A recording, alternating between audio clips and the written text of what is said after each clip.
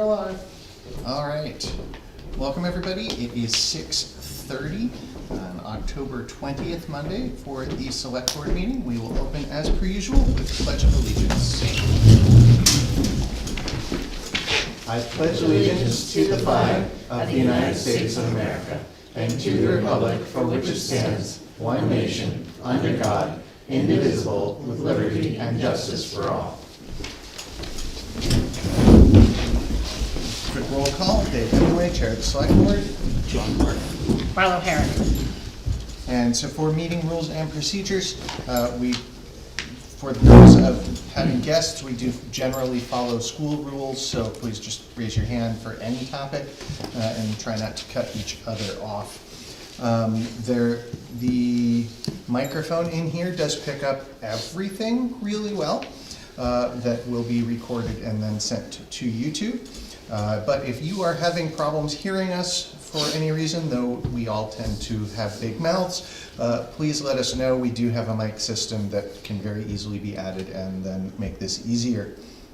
With that, on to announcements. Do we have any? We have the police and fire department are sponsoring the truck or treat. Mm-hmm. And it's going to be from 5 to 6:30. No, it's 6:30 to 8, I think. It's 6 to 8. 6:30 to 8? I think it's 6 to 8. No, I don't think it's going to be that late, but It's on Is the it, web. is it on Halloween proper? It's on Halloween. it's on, yeah. Okay. So if you check that, Russ, that'd How long be is great. what, a Friday night? Friday night. 6:30 to 8 p.m. Oh, it is? Okay, it's late. 6:30 to 8, so on Halloween the 31st. Right.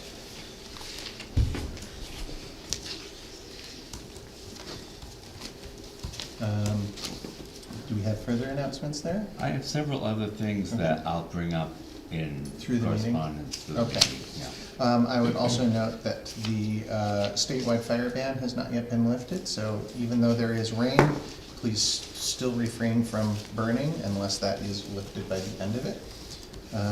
So without further ado, that moves us into our first appointment, which is the DOT for the 127 bridge replacement. This is Dave Smith. Yes, sir. Why don't you come on up and, Please come on down. did you and, want me to do the changing of the slides, or No, Mike's gonna come up with me and we'll go through the you presentation. know how to push the button? Great. Sounds good. I have hard copies for you as well. Like this, just, as a takeaway and or to supplement what we have. It's the same, Okay. this is the same as you've been provided or that we'll Just see, comes back by tapping the trackpad. that we'll see Doesn't here have to log as in. we progress through. Everybody in the audience have one? Really went to sleep. We worked so hard. I'm not sure. You have two copies? I'm gonna close up for 2 minutes. Okay, that's fine. There we go. She'll just Yeah. punch it in the back. Where to go to sleep? Yeah, that is a problem. Yeah. You sleep a lot. Yeah, we don't I'm get not them ready for sleep no on the sleep. job. I tell mine to never sleep, so. Yeah, no, seriously, it's a true It's like if I wanted to issue. sleep, I'll close it. Well, I think I need to do that with mine, but anyhow. Okay. Well, good evening, Mr. Chairman. Thank you for the opportunity tonight, Select Board. My name is Dave Smith. I'm the New Hampshire DOT Project Manager for the project that we'll go through and give a presentation on tonight, which is Webster 41429. It's the Route 127 Bridge improvements over the Blackwater River. I have here with me Mike Brasser. Mike works for AECOM. He's a consultant, works for the consultant firm AECOM and is the project manager on their behalf. In the audience tonight, we also have Kimberly Peace, works for HTA. Discuss some of the environmental aspects tonight, if Mike wants to delegate that to her, that is. And also Ron Kleiner, who works for the New Hampshire Department of Transportation in the bridge section. He's my bridge expert, if you will. I know just enough to be dangerous with the bridges, so I leave that to Ron as we progress through here. So, first, Simply for the sake of clarifying for everybody who may look, this is, correct me if I'm wrong, the bridge that is just outside the building over here. it is, just to the north of the bridge, north of the building here, yes, Yep. to the north of White Plains Road intersection. So the first slide that you'll see is just noting the DOT's mission is to serve and connect New Hampshire through transportation. And our vision is safe, reliable, connected, and multimodal transportation system effectively managed by our dedicated and skilled workforce, which of course extends to our consultant partners that Mike and Kimberly work for. So with that brief opening, I'll turn it to Mike. Mike can go through the team that he has compiled and is supporting us in the endeavor to improve the bridge, and some follow-up slides. And I'll close out the presentation, and then we'll turn it to you folks, asking for any questions you may have, and certainly looking for some insight from you as well. So, Mike. All right, so yeah, I'm Mike Broussard with AECOM. I'm a structural engineer and the project manager from AECOM for this project. With me tonight, I've got Kimberly Peace from Hoyle Tanner. She's taking care of a lot of the environmental loopholes and considerations. We had Vector Corrosion come out and take some cores, and they did some ultrasonic testing and things like that, and gave us a service life estimate for the bridge. We've got a sub-consultant preservation company who are experts in historical resources, and they're taking us through the Section 106 requirements, which is archaeological and historical background, make sure we're not doing any damage there. Set Survey has been out, and they did a survey. They gave us a base mapping, and we're also partnering with CXC, which is Construction Experts Consulting Inc., and they're a spin-off of SPS, and they're helping us with some constructability and cost estimate type reviews. So tonight, we're going to talk a little bit about the bridge, go through what we've looked at, what we're going to be looking at, and try to describe the project. So we'll go through the location. We already did. It's right outside here. We'll take a look at some condition photos, and we'll talk about the need for the project. We'll look at a couple of rehab or replacement alternatives that we're considering for the bridge. Then we'll move into cultural, natural resources, historical, etc. And we've got a slide that goes over the budget for the project, and then we'll talk about the schedule a little bit. So the project is right outside here. You know where it is, 127 in Webster, over the Blackwater River, just south of the dam.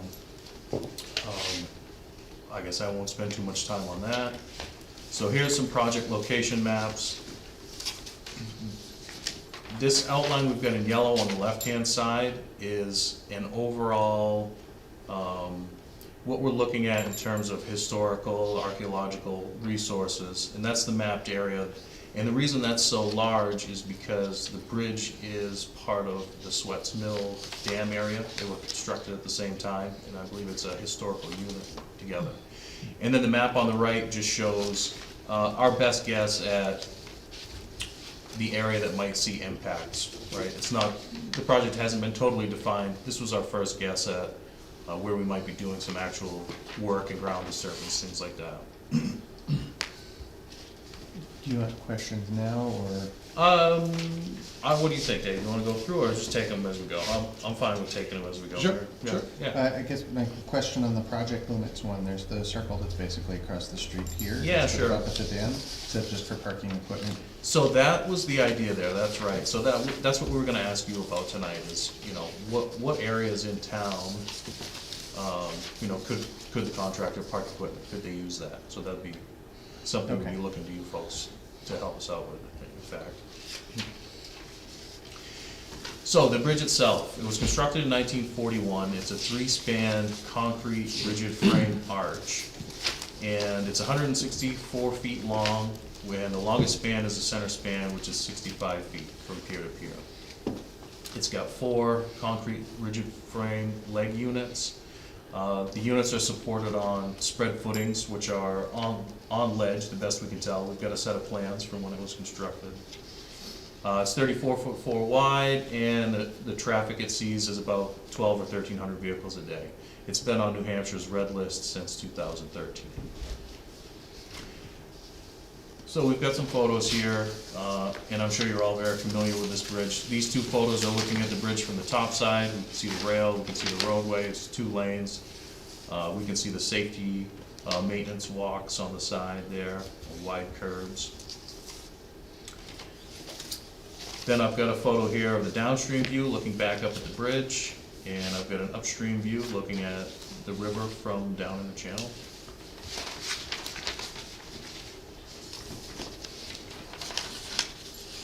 And these photos on this slide, AECOM actually took these during our bridge inspection. We went out there with a snooper truck.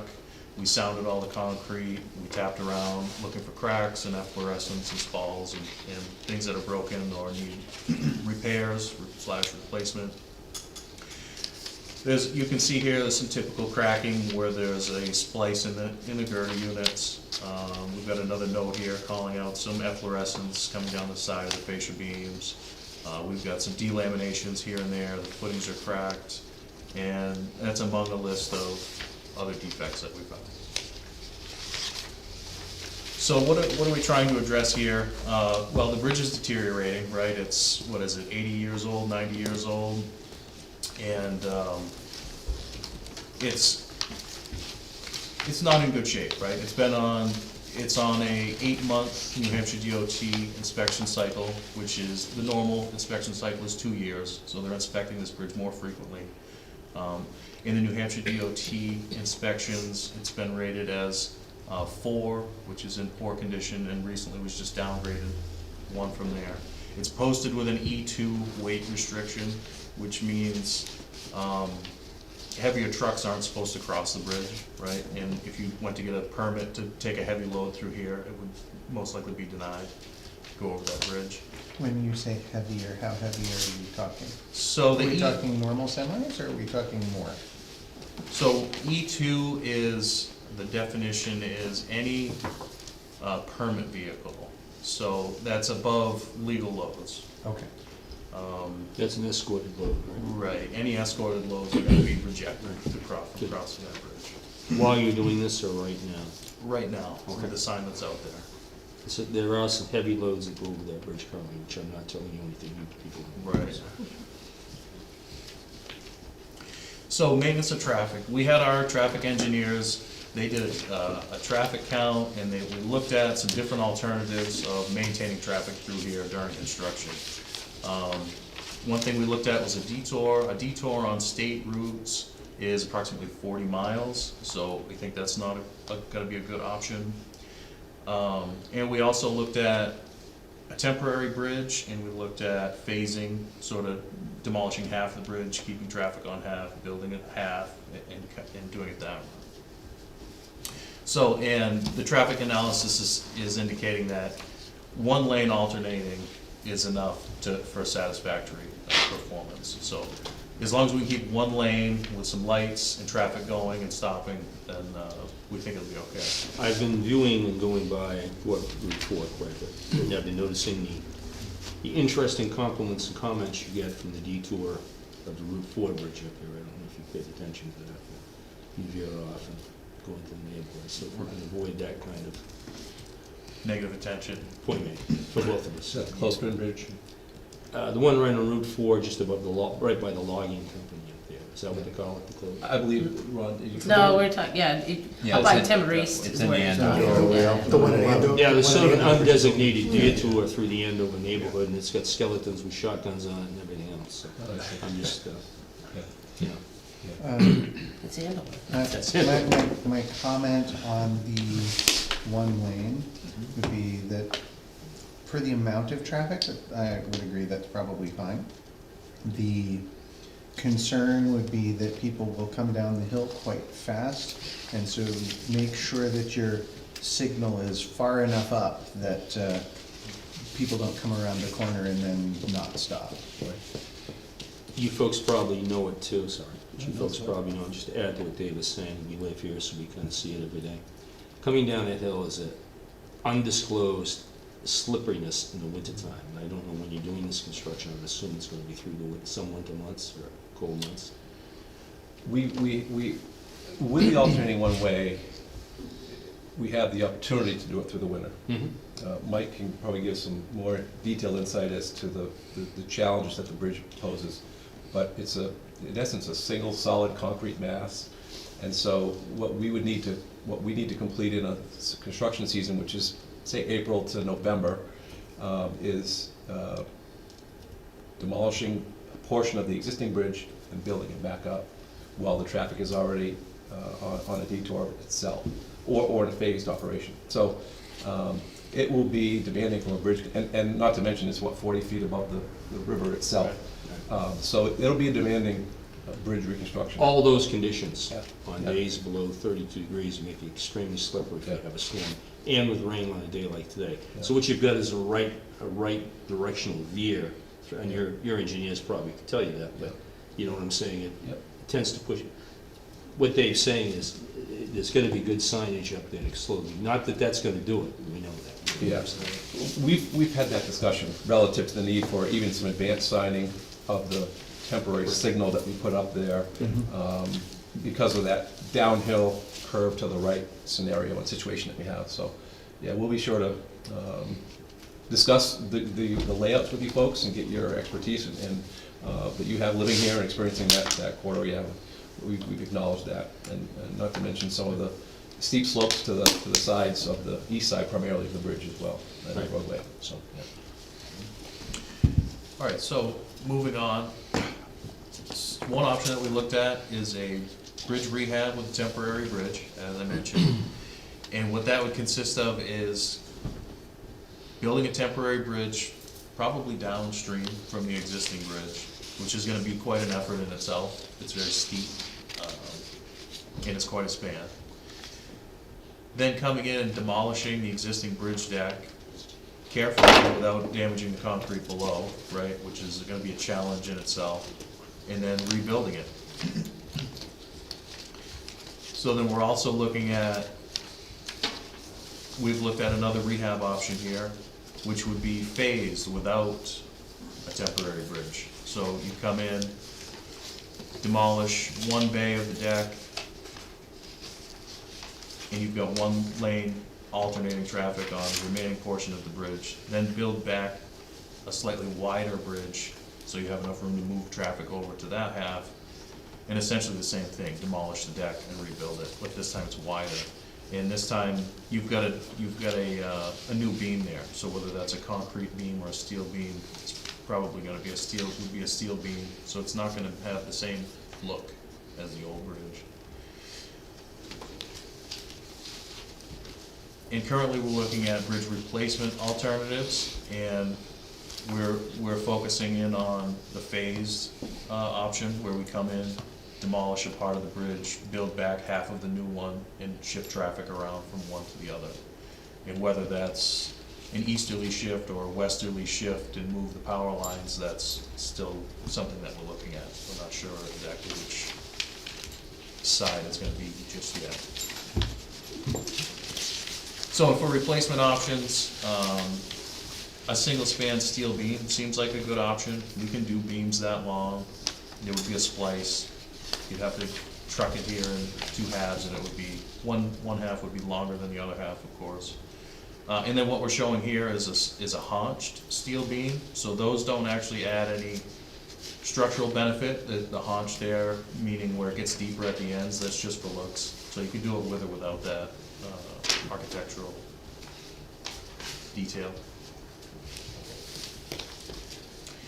All right, and then, so those are the options. Moving on, we've also been, we've started sort of the, not the permitting process, but the historical review. So section 106 requires us to take a look, especially at anything historic, and make sure we're doing what we need to satisfy the law and legal requirements. So that's Preservation Company, and Regan is the lady's name. She's really good. She's already submitted the first draft showing those maps that I had up earlier, and they're taking a good hard look at, you know, the resources in that area, archaeology and historic, et cetera. So it's going through that process. You may have seen some of those folks out along the roadway doing some test pitting and some of their investigations. September, August timeframe probably was the time that they were completing their work. And then Kimberly, did you want to take us through, what do we have here, one more? Sure, Just this sure, I slide, can I talk about guess? that. So I'm Kimberly Beast. I'm the NEPA coordinator for the project that's working with Mike and Dave. And as he spoke about the Section 106, I just want to clarify, if you aren't aware of that, so that's Section 106 of the National Historic Preservation Act, and it looks at historic resources, historic structures, as well as archaeological resources. So when we evaluate the bridge and its replacement, we have to look at, is the bridge historic? Is it in a historic district? And then could there be potential archaeological remains that have been either identified or could be not unidentified up to this point? So we looked at the bridge. The bridge is eligible to be listed on the National Register as a historic bridge on its own because of its unique structural components, and then it is also within a historic district. So, and that's tied to the Blackwater Dam. So these are all resources that we're going to work through. So you'll hear us talk a lot about this because it's part of the process as we go through public meetings, because part of what Section 106 has a public component to it. So we'll be talking to the town in terms of making sure that everybody understands when we replace a historic structure like this in a historic district, we'll end up getting, you know, months from now as we go through this process, we will end up coming to you and discussing the mitigation for those historic resource impacts. So this is, we're way back at step one, but we will continue to go through it.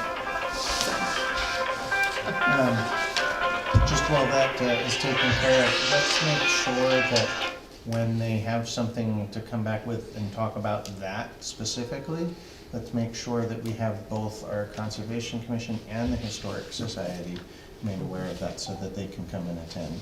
Okay. Because their input would be extremely valuable in that situation. Does is there any requirement that the Historical Society sign off on anything or anything like that? They have a right to be asked to be what's called a consulting party to the process. That gives them a little bit more of a formal invitation to that formal process, or they can contribute informally, and it's up to them. I believe we've already sent letters out, so they're already aware of the process in that project. But we're happy to continue talking to them if they want more information on their potential role, either formally or informally. And then, as I said, when we get to the concept of providing mitigation for the replacement bridge, we will discuss that with anyone that's in the town that's interested in the cultural resources, as well as with this body as well. Thank you. Lastly, when we start getting more information about the project and direct feedback, let's also make sure that we invite our representatives for the school board and Fred from facilities across the street at the school. Okay. Just so they're at least aware of what potential impacts and or decisions may be made. Is the new bridge or whatever platform you choose, is it still going to have the walking paths on both sides? So people can jog, we have a lot of people ride bicycles, jog, walk up and down 127. So that's actually, I wanted your input on that, if a sidewalk is desired. The sections that we're looking at now do not have, we're not showing a sidewalk here. We're showing a 4-foot shoulder, which is adequate for biking and pedestrians, but it's not a sidewalk. Right. So the DOT policy is if there's a sidewalk abutting it, we will place sidewalks back on the new bridge. In this case, given that there's no sidewalks abutting it on the approaches, we would not put them on the bridge. As Mike mentioned, we have 4-foot shoulders, which would accommodate some relief for a pedestrian across the bridge on both sides, as well as some bikers. Correct me if I'm wrong, but don't we have 3 or 4 feet of a surface that people can walk on the side of the bridge now? Or am I incorrect? We have a coping there that is, what's the width? Right, technically a sidewalk has to be 5 feet wide to consider it a sidewalk, and those are 2.5 or 3 feet, so we can't call them a sidewalk. We can call it a widened curb or a safety walk. So we're not out of the question of speaking of putting a sidewalk on either side of the new bridge, is that what I'm hearing? It's not out of the question, we can consider it. I think it's important to know Yeah, that, I really do. yeah. We, And- you know. go And ahead. if you did do that, or let's say we talked about it, and as you're probably, everything's a cost, right? Yeah. I get that. Could you shift, make it a little smaller or less wide on one side and shift it to make it more of a sidewalk on the other side? Is that something you can request? Not making it cost that much more due to the fact that you've already got 2.5 and, did I say that right? What did you say, 2.5 and 2.5? Or- Yeah, it's But on three, here somewhere, 2.5. Is that possible too? Yeah. Just to kind of, I think what some of, like, well, listen, we all got those concerns, but, we have a school, this is where our town hall is, you know, and there's all that public way that people Right. do down in there, so just didn't know if we could, Webster's maybe not changed cost it. you anymore, but, Yeah, great, so let's talk this through. So we know that there's conservation land on the northeast corner, some informal parking. Do you find, so and I'm trying to sync it all up. So what do you find for the use of that? And I'm trying to say, if you find people, say, park here and walk, or park, say, on the opposite side and walk up through the bridge because of the challenging parking there, that would lend itself more to the need for a sidewalk on, say, on that side. Well, you're probably saying, why is this guy so concerned? This guy is so concerned because I live just up the street here. Some of these other people travel through it, see it. My wife jogs on it, she's a Okay. jog, I jog on it. Okay. Okay, and Webster's changed a lot since 1949, and I'm not trying to sound Sure. smart, No, yeah, no, okay. no, no. But we've seen an increase in people, I think, as we're all saying in one way or another here. Yeah. People are walking, people are hiking, people do both, to answer your question, I'm sorry, people do No, both. it's fine, They yes. park here in the town building, I came down Sunday, there's 3 or 4 cars parked. Where were they going? Up to the hiking place. And Okay. then other people, hiking trail, the Sure. conservation trail. Sure. And then other people park up there. Like we were saying here, we have children that walk up that direction. All the things that maybe didn't happen 20 years ago are now happening in our community. Okay, I sure. mean, we're even taking this, drawing this down into the weeds to talk about changing speed limits on certain roads and places that have become, but have nothing to do with this, but you know what I'm Yeah. saying. Yeah. That's a good question, and I think we'd appreciate you taking a closer look at that. Sure. If you would. So I'll help provide a little bit further on that. So we have been replacing our bridge, clothespin bridge, just down the street over here Yeah. as well. And as part of that, there is a side platform that's basically like a sidewalk, but isn't a sidewalk. Because people would stand on it, look over it, stop their bicycles there, fish off of it. And, you know, so that can be in the way, especially when cars are just coming around a mostly blind corner. Cars are gonna come much faster around this corner. Right. But it looks from, correct me if I'm wrong, from what you showed of the replacement plan with half and half, that you would actually be making the bridge wider in the process of doing that to accommodate the first lane and then finishing off the second. And so if that's happening, whether it is a proper sidewalk or a standing platform or just much wider shoulder, Sure. at least one of those things would be really, really good to see. Sure. Such that there's a safe place for people to be that way on the edge of the bridge and not worry when a semi-truck comes down the hill at 55. Sure, and this is good context and discussion that gives us something to take back and to assess the overall plan of our improvements, so certainly appreciate it. It'd be appreciated. Yeah, definitely. And knowing that there's that resource, that the hiking trails there, and the fact that they parked on, south of the bridge and walked across, that's what I was looking for, some insight so that we can So assess we're it. not the only 2 people that jog there. Sure, no, A lot of people, So right? the place across the street that you're looking at, Yeah. obviously, we've got our sand shed behind it, but the place that's directly across the street, lots of people use for impromptu parking, Okay. both for the school, for going up to the trails, for coming over here when there's an event or something like that, for chicken dinners that happen with the church and others. So a whole number of things use that spot currently. Yeah. And so, yeah, there's definitely plenty on that side of the street going up and down in that regard. Okay, great. And I'm sure this part of it you've heard a million times, but you've got 2 other routes now become primary routes on Sunday afternoons and sometimes Friday nights. Route 127, Route 132, bypassing the Concord traffic flow, which becomes a traffic jam, starting right about 3:30 on a Friday afternoon. And starting about, as you know, exit 18. So that what do? They come detouring down these secondary roads, which creates another safety issue for these smaller communities. You've heard this a million times, and I know you've heard it in Concord. So we're starting to see it here. The police department's aware of it. They try to do the best they can, but there's only so much you can do. Sure, yeah. And this is great context. This is what we were looking for as we came out and offered the presentation to you, but also hoping to get some insight back. So we appreciate it.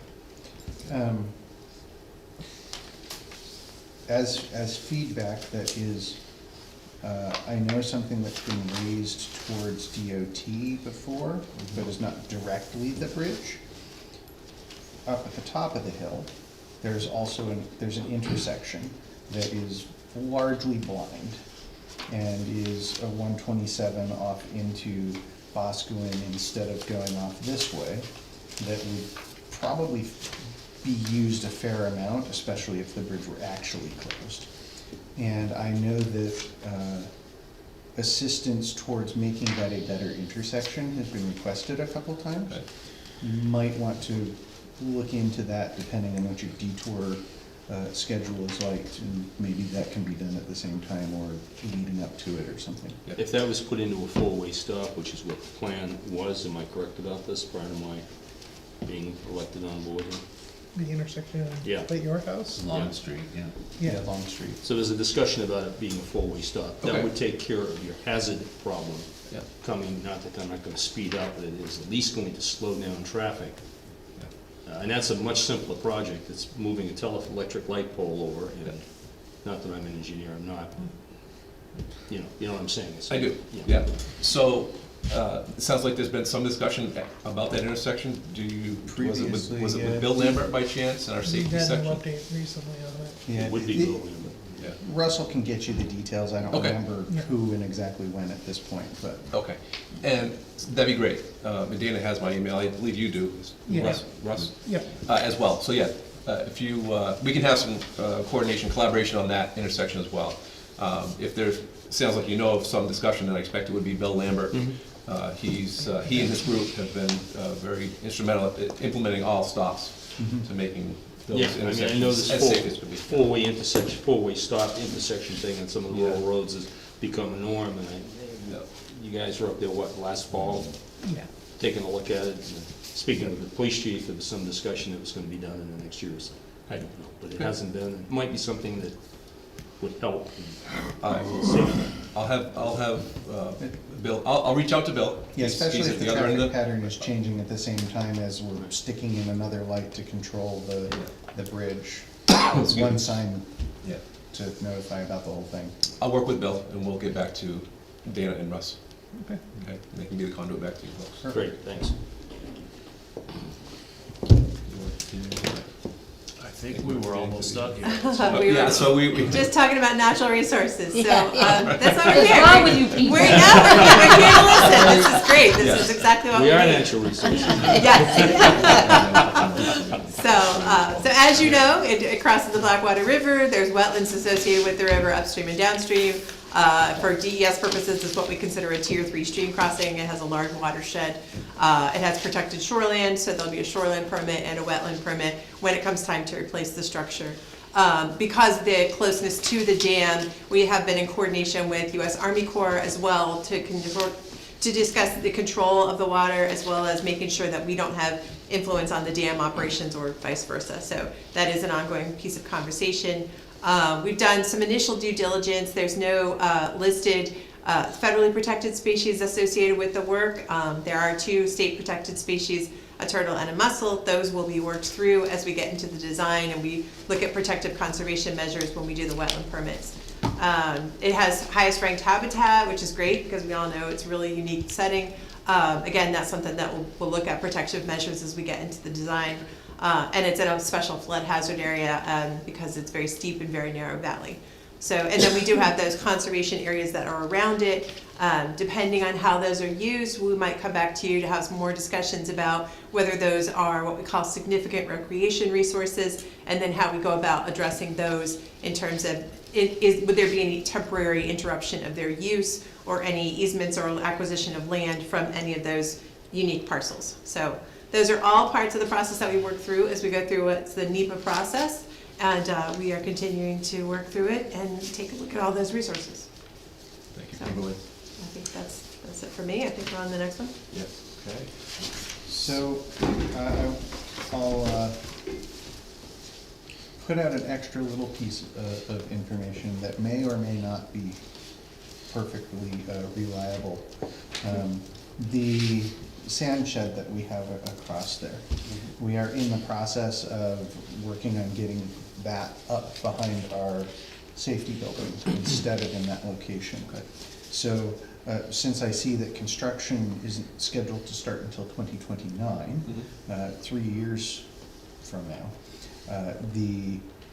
that very may well be an easy place to park everything that's not where other people and other projects are. So that would be a potential for that. Great. Yeah. And we'll certainly have a lot of collaboration as we progress in identifying staging areas for the contractor. Ultimately, the contractor is responsible to find their own, but if we are aware of some, we put that in the contract documents, and it helps bidding and so forth, and helps them determine where they can or can't go. So we'll have much coordination as we progress along. In theory, we will know a lot more after this coming town meeting. Okay. And so by the time you're going out for bid in 2028, we should definitely know what's going on, whether that will be ready or not. Right. If not, I'm sure three of us and the rest of the senior management of the town will work directly with you folks to make, you know what I'm saying, it's a partnership, you know what I'm saying? Absolutely, sure. And we wanted to take some time to talk about the schedule, so that helps you folks plan and us prep for our future meetings. So Kimberly noted the development of the NEPA document. We're targeting a draft for that in May of '26. The draft has to be developed prior to our public hearing, so that we can have public comment on that document.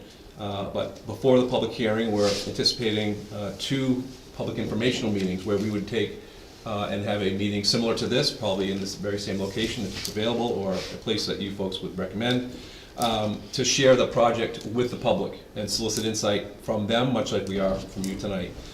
Targeting December and May of '26, December of 2025 that is, and May 26. Ideally for us, to maintain progress, we'd be targeting a public hearing in June of '26, which is coming up in pretty short order. The public hearing is a formal meeting that's overseen by a commission of 3 people, identified by the counselors for this area, the counselor for this area. And they preside over the meeting, and as we present our justification for the improvement, they would hopefully find a necessity for that improvement.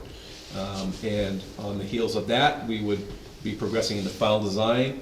In final design, we would be working to identify and procure all the right-of-way that we need, all the final design plans that we need, and of course, all of the environmental permitting that Kimberly had touched on as well. So we have quite a bit of work in front of us. AECom has been doing a great job in doing the evaluations of the bridge so we can determine what the best solution for the improvement is, either a rehab or a replacement.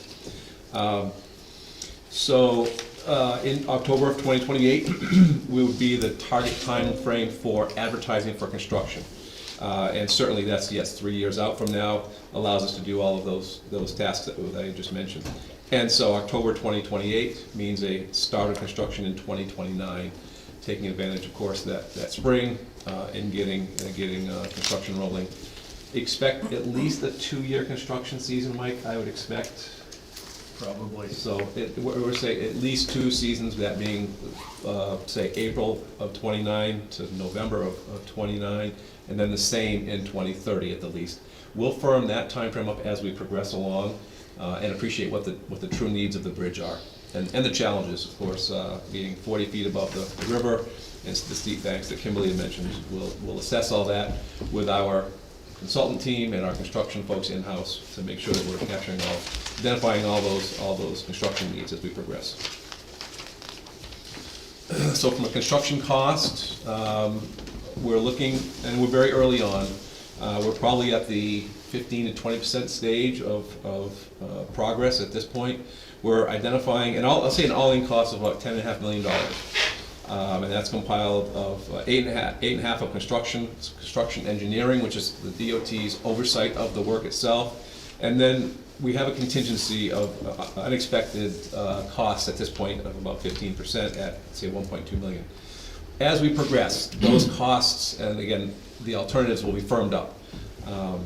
But it's certainly a costly repair, and so as we progress, we'll find, again, that right solution for the bridge, and update this cost as we progress through. So as we've been painfully aware while we were delaying our bridge replacement that we've been working on in town already with the Clothespin Bridge,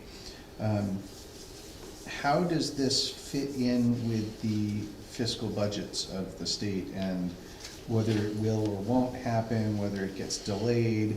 How firm is this in the budget? Like, is it already part of that budget? So where does it fit in that? Yeah. So, you may well be familiar with the 10-year plan. We rework that 10-year plan every 2 years. We're going through the process now, and probably later in the stages of the public outreach of it and public meetings. This project is in that 10-year plan. It has funding in the October 2028 timeframe. The challenge we have right now is it's not fully funded.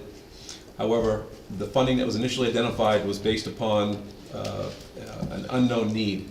As AECom and the DOT understand that need, we will be updating that cost. We have a formal process by which we will be going and seeking the additional funds through the executive office, and making sure that this project is fully funded. So that's where we are at this point. We'll engage those processes to make sure that we're advancing with this bridge. When you say executive office, you mean the governor's office and the executive council, right? Our internal office, the DOT, the commissioner's office. Commissioner's office. Okay. Yes, yep, no, it's a good question. So many executive offices. Just confused. There are, yes, it depends upon the perspective, I suppose, right? No, I just didn't know Yeah. which. Yeah, it's all good.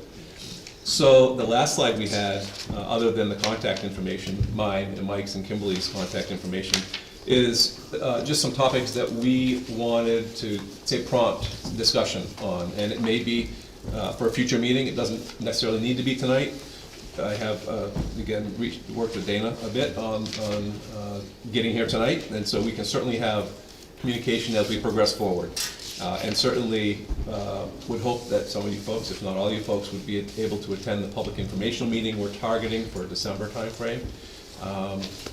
Just remain engaged, but some things that we always like to be aware of: the emergency response routes, school bus routes, local events, historic concerns, that we've talked on those earlier, contractor staging areas, bike and ped concerns we've talked about as well, or anything else that you folks are aware of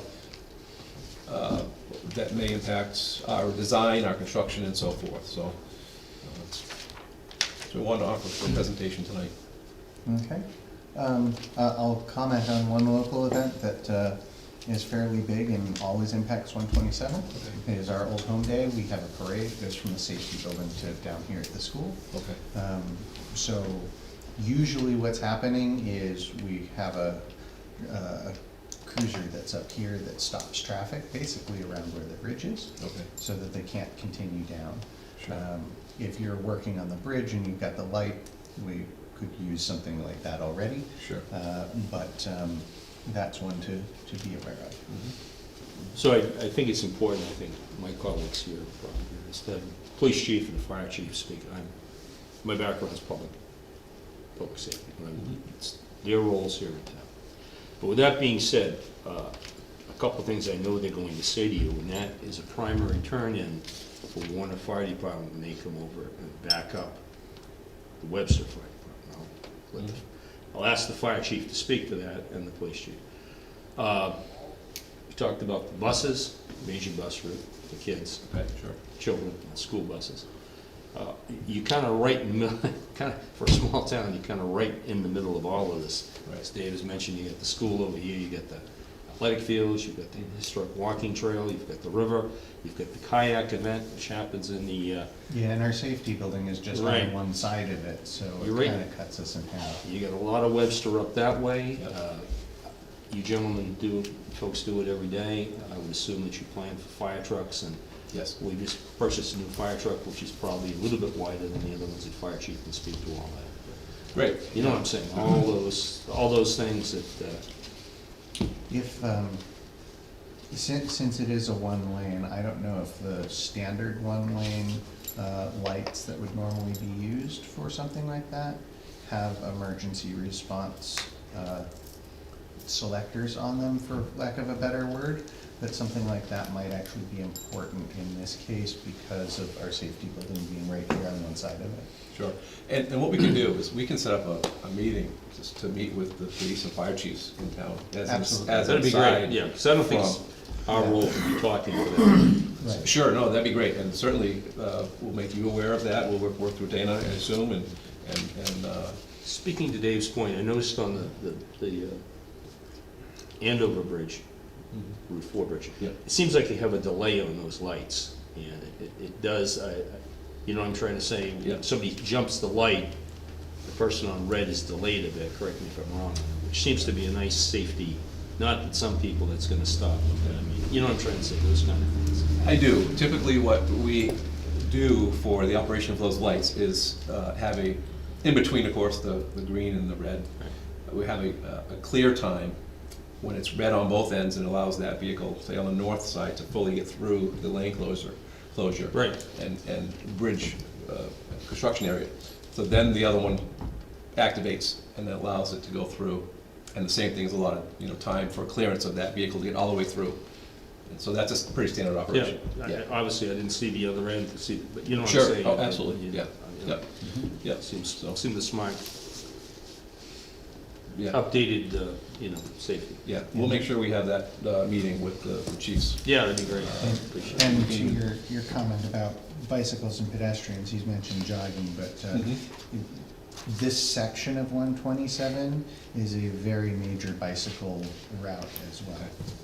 And I don't know when it happens, but there is the bike race that actually comes through. Just as well. happened. They did, and they have an extension of the, you're familiar with the Proudy up in Dartmouth, right? Mhm. Concord Hospital, of course, connected with Dartmouth Healthcare, and they had it before too, but I think it brings a greater event. They just had it, and we had a lot of bicycles coming through, and this is their primary route because it's not in a more urban environment. Sure, You know, sure. busy environment. Right, you know. right. So just all those things. Mhm. Right. Any further questions or comments for these gentlemen? All right. It's not their first rodeo. We appreciate the opportunity to present tonight. We'll be in contact with Dana as we progress along, and we will take back the information you provided. We Thank really you very appreciate much. it. Yep. And Thank we'll work to assess the needs, set the meeting up with the chiefs, fire chief and police chief, and we'll be in contact. Perfect, Okay. thank you. All right. Thank you very much. Thank you. Thank you. Presentation. Appreciate it. All right. So that will end up moving us on to old business and the 2025 budget.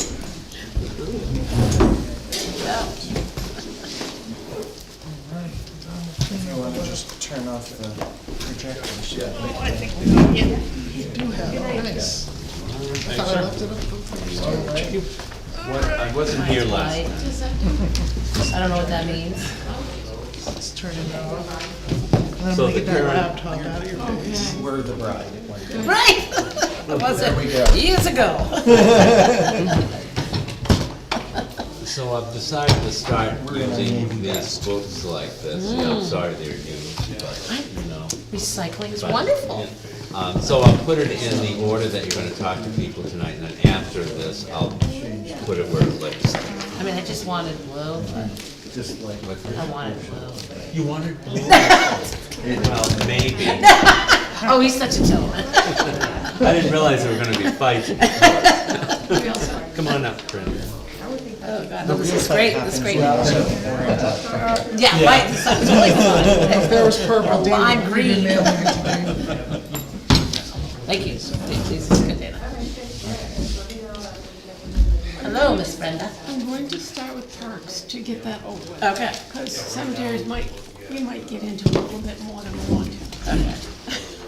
There we go. All right.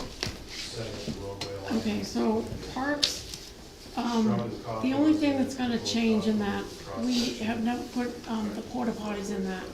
So we need to add $1,700 for porta potties. Plain and simple for that. Did we put that in park maintenance, Brenda? Yeah, Yeah. So is that in addition to what we're seeing here? Because these numbers don't match like a 1,700. Well, no, you didn't add any of these figures, right? well, I put these in based on figures that I thought we had, so maybe these figures, last year we had 2,050, another Yeah. 1,700. So we need to add the 1,700 to that, Right. and then that. So the total is then 2,750 for the porta potties? Yep. Well, that's no. not all porta No, potties. that's yeah. not all porta potties. That's the budget that the porta Yeah, potties. so provide. currently it says add 1050 for 7 months of the porta potties. So is that 1050 becoming 1,700, or is that 1050 Where did you plus get 1,700? 1050? I took the bills and. I think that was last year. and did So- them. So, We have them from April through October mhm. at $125 each, and we have 2 of them. So April, May, and June. 250, okay. So 7 months. They're in the parks, right? What's that? In the park. 250. Yeah, Yeah. yeah, we have one down at the park and one at the soccer field. Yep. Yeah, so it is 1,750, Okay. yeah. So I'll change that. Okay, and so park maintenance is currently showing that the amount of change then from previous, that's wrong. Okay, never mind, the formula wasn't correct. Oh, it isn't? Yeah, because it's saying it's a $2,100 change, but that's from the 2024 budget, not 25's, which was 2050 Oh, I instead should of fix 1,000. that then, Who okay. does the park maintenance? I do. Oh, you do? Okay. Yeah. Did you give yourself a raise in here? No. Yeah, I'm okay. You sure? Okay. Yeah, that's part of Well, my town volunteering. it's also work too. It is, it's a lot of work, but Yeah, it is actually wages, so we can certainly consider The discussion. that. Thank you.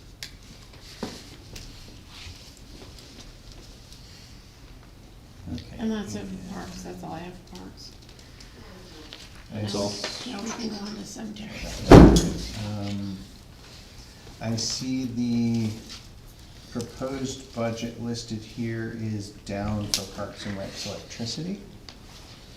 Yes, that includes, that's the Veterans Memorial, is what that electricity is.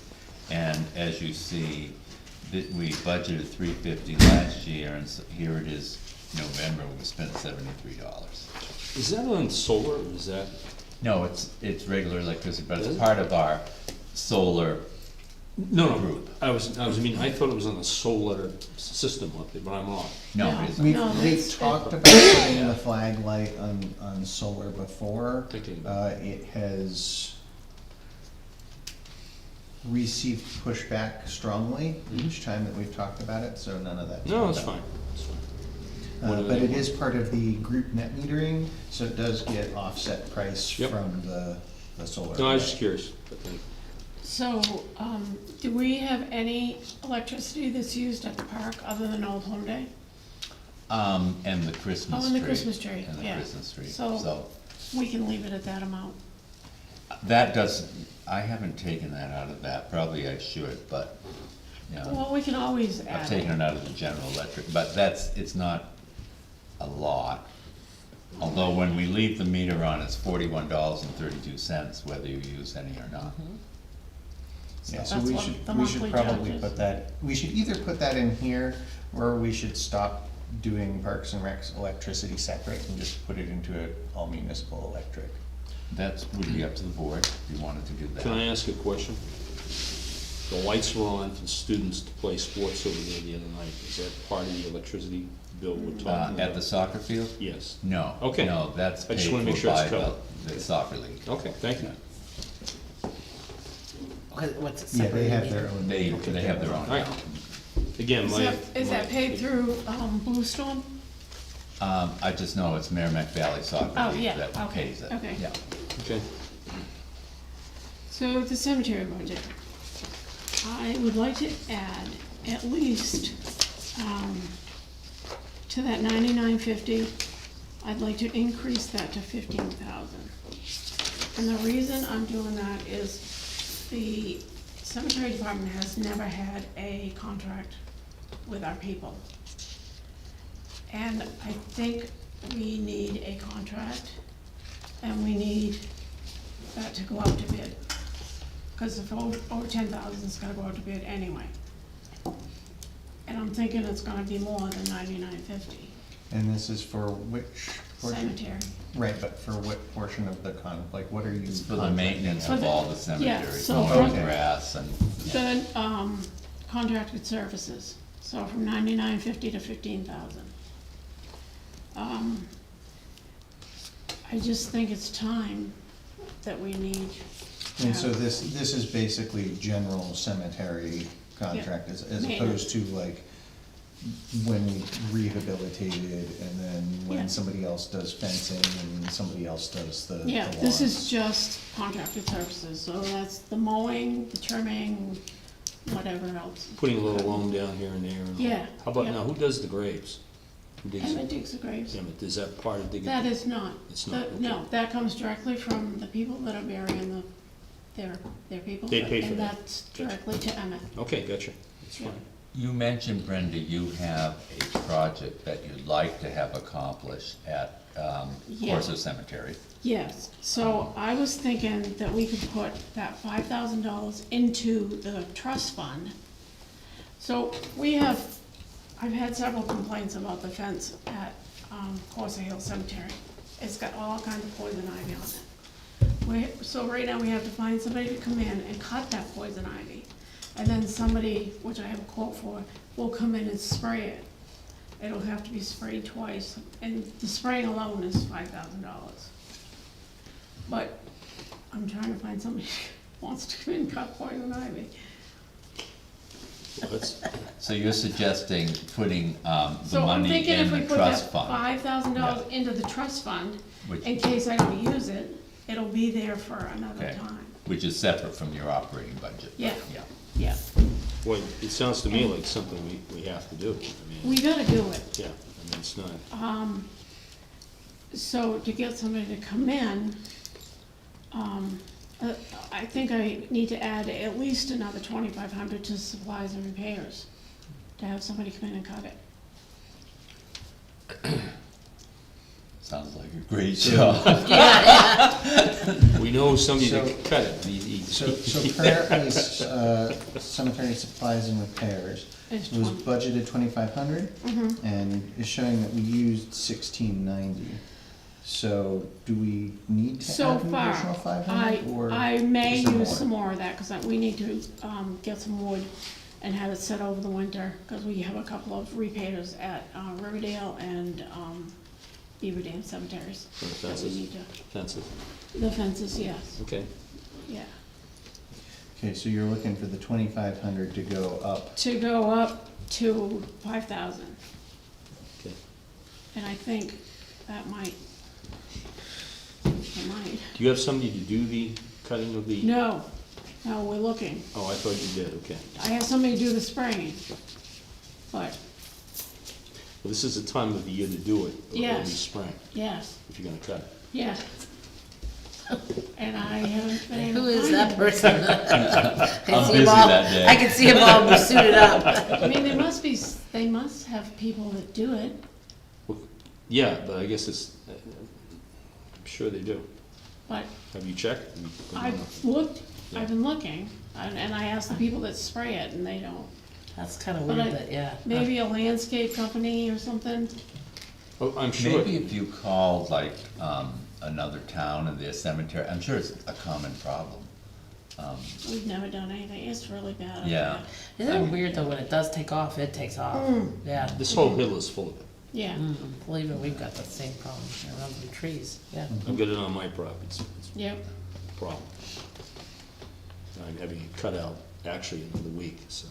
I did write a maintenance contract, and I'd like you guys to look at it at some point. Dana will print. Yeah, I we'll- was gonna we'll get give it to them. for you for the next meeting. Cause I really for them think to take a we look need- at. we need something there. Cemeteries, however, look great, and some of the trees that you've taken down. Yes, The more, are Yeah. we covering trees here too? or- I don't think I'm gonna take any Okay. right now anymore. Well, we had talked about the trees going into the municipal, property Right. maintenance. Right, that's where Fund. we used it. Yeah. And I As added opposed some of to that into into the the- CIPs, we the can plan on cemetery it in fund. the future. Because we had been talking about using up and then removing the cemetery fund, because all of it was municipal maintenance too. So we just need to make sure that whichever way we're gonna fund it, that the 5K goes into the trust fund Yep. for, Yeah, for the poison ivy. And also, when we sell a lot, a cemetery lot, we've been putting the money where, Dana? Sale of town property, Sale of town property. yeah. When we first started selling lots, it was supposed to go into, was it the trust fund? I believe that the procedure was, and this was voted by the select board at that time. Yeah. We're talking 35 years ago. No, or when something. Mason was on, remember? Oh, Yeah. was, okay. Yeah, cause it was Mason was trying to It figure out was how to get more money. $50 went to the town to cover To the cover Mary's administrative work expenses. from the clerk. And $200 was deposited into the trust fund for, to For- be used yeah, for to be maintenance or used for something like maintenance. that. And of course, the trick with that is, you can only do that once a year by having the town vote to put that amount into Right. a trust fund. So now it's in the, sale of town property, can we take that out and put it into the trust fund? And you had, I think you had, like, since that time, you gave me a list, and there were probably about Yeah, I was gonna say $1,200 $1,200 or something? 6, yeah. now, to clarify, that's the trust fund that we can't actually take out No, of to we spend don't on, put right? anything No, in it's that. the other one, Oh, It's the okay. other one, right. So I just bought a plot, as you know, yes. and there's a lot of work involved in that.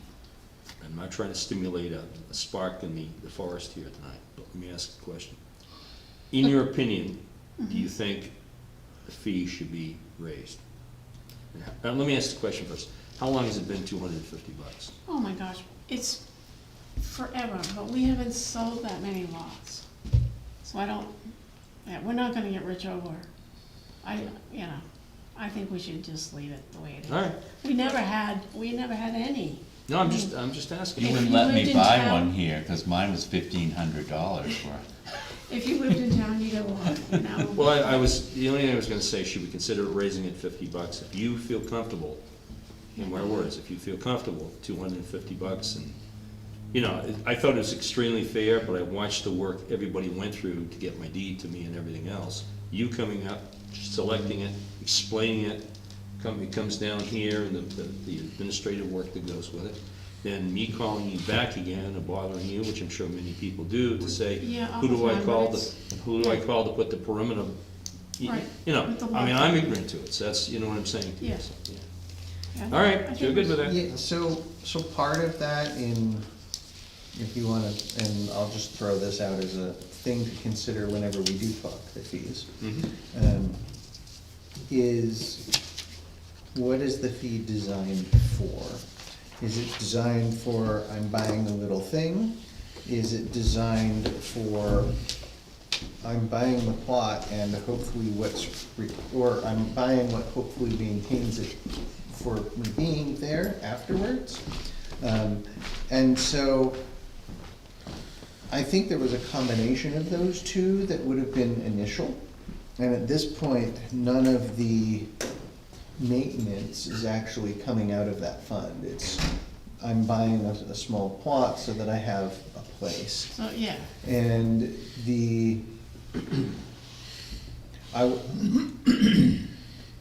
one of those interesting tidbits is because there's also the cemetery fund that can't be withdrawn from, but does create interest and stuff that was the original, like, what comes out of after you bought it, that's to maintain stuff.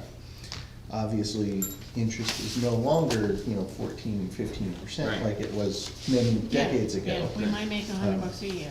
But So you see why I'm thinking, why I'm thinking. Yeah, Yeah. and so there's definitely a separate and different thought process to go through depending on how much the fee is supposed to cover of what.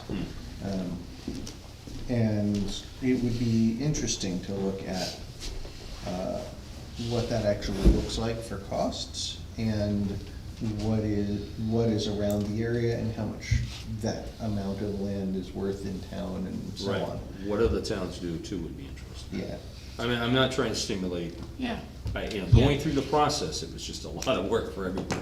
yeah, it is, but, And that's one of those things, like anything, you don't know it or you don't realize it you know, until after it doing it, happens. after doing it for 30-some years, you just go do it. Well, Yeah. we've been discussing it for 20 to 30 years we've been in town. Yeah, And I just, was a little amazed by, in a positive way, I was a little amazed by all the work that people had to go through to get me a place to be buried and put my pot in. We hope we get you in the right place. Some people would like to see me go elsewhere. Or as my husband says, he hope if I'm not in charge of that. Just asking. so that's just something to think about. Brent, I think you do a great job keeping your budget at what you keep it at. Yeah. Nothing is cheap anymore. No, and that's why I said today, It's that crazy. we are going to have to start putting some work into our cemeteries. That's why I had those few dead trees taken down. Yeah.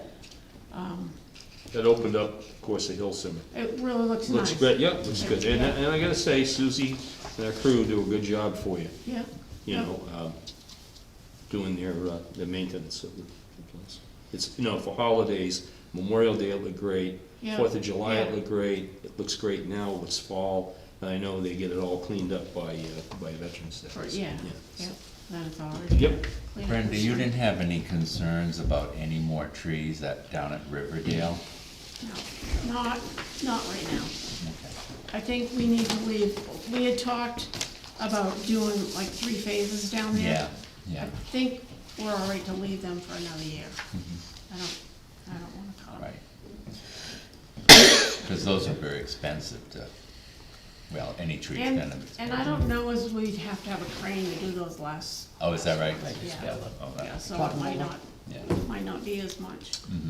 Who do you have do the trees? What's that? Who do you have do the trees? The ones at the cemetery, John King did, Okay. and the ones at, Riverdale. Riverdale, Justin did one, Okay. cause he had to rent the crane Right, and all yeah, that. they have to bring more stuff in. Yeah. Okay. Thank you very much. You guys have any further other questions questions? or You good? comments? That's great. Where's the easy button? All right. I'll see you Going next from week. there. See you later. Assessing. Oh, yeah. We can talk about that one. I think you know it's just as well as I do. He's gonna let you talk about it. He is? Yeah. Isn't he I'll wonderful? tell you right now. The only one question is really a concern on it is the pickups, but everything else is a set fee.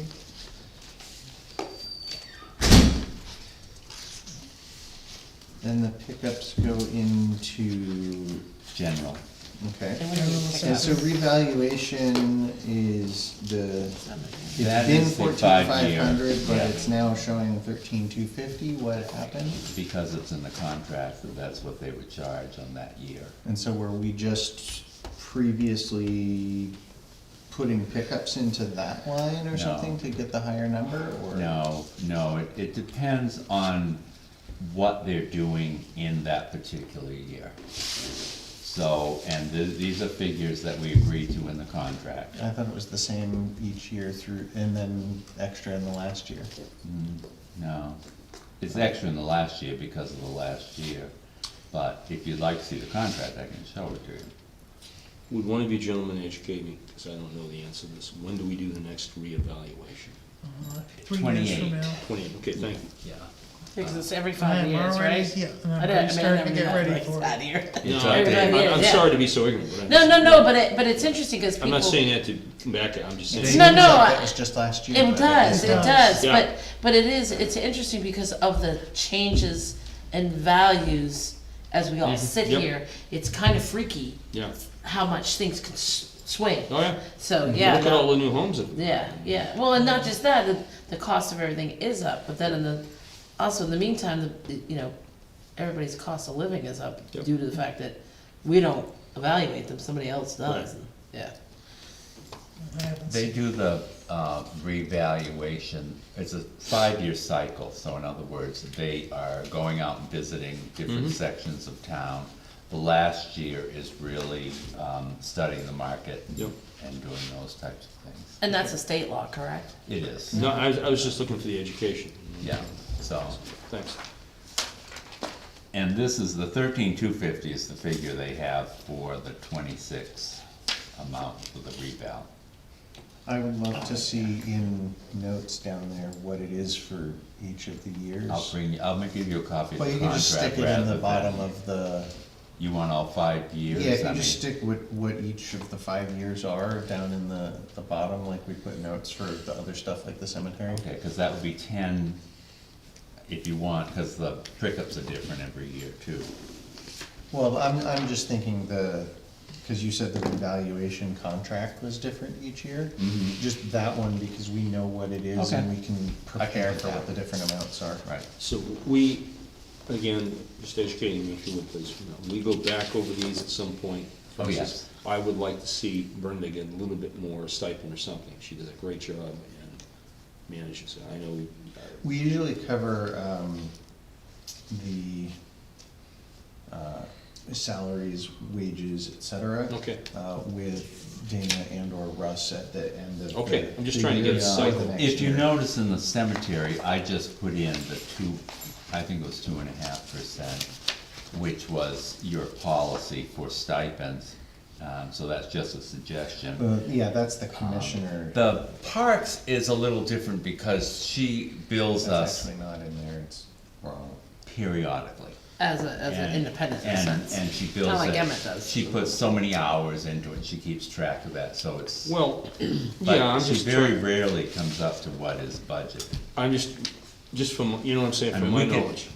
You know? I'm sorry to interrupt you, I didn't No, mean to. no, yeah, I'm just, But we will be talking about that rate when we start talking about. Okay. Increases. but you see where I'm at. Oh, I do, What I'm- I what do, I'm- and I'm not disagreeing with No, you. no, no, do. no, I know you, Yeah. no, I'm just trying to, it's the first time around, so I'm trying to educate myself. Oh, I think you're doing, yeah, You know, that's great. So then the other thing was the general assessing, which of course, normally we have, I believe, 240 pickups between, What do you mean by pickups? changes in assessments. okay. You know, you build. God, when I you hear build pickup, I'm like, something, I don't you see a unbuild pickup in something. here. So when somebody writes down on their assessing. drive code, around, added pick a people shift. up that don't wanna agree with their That's taxes. what I was thinking. But I don't see that. Unfortunately, you'll notice there's not enough money there for a pickup. So you see why I ask questions, Right. you see why I ask questions. Oh, God, John, Yeah. I think it's wonderful. I could have just sat here and thought, well, I don't see So no explain to pickup. me a pickup, Dana, again, I'm sorry, I'm not trying to. It can be, a change in the property, for in other words, you build a garage, or you Okay, take all right. down a barn. So they go in and look at that. And so they would have to go over Reevaluate. there and look Yeah, at it. okay.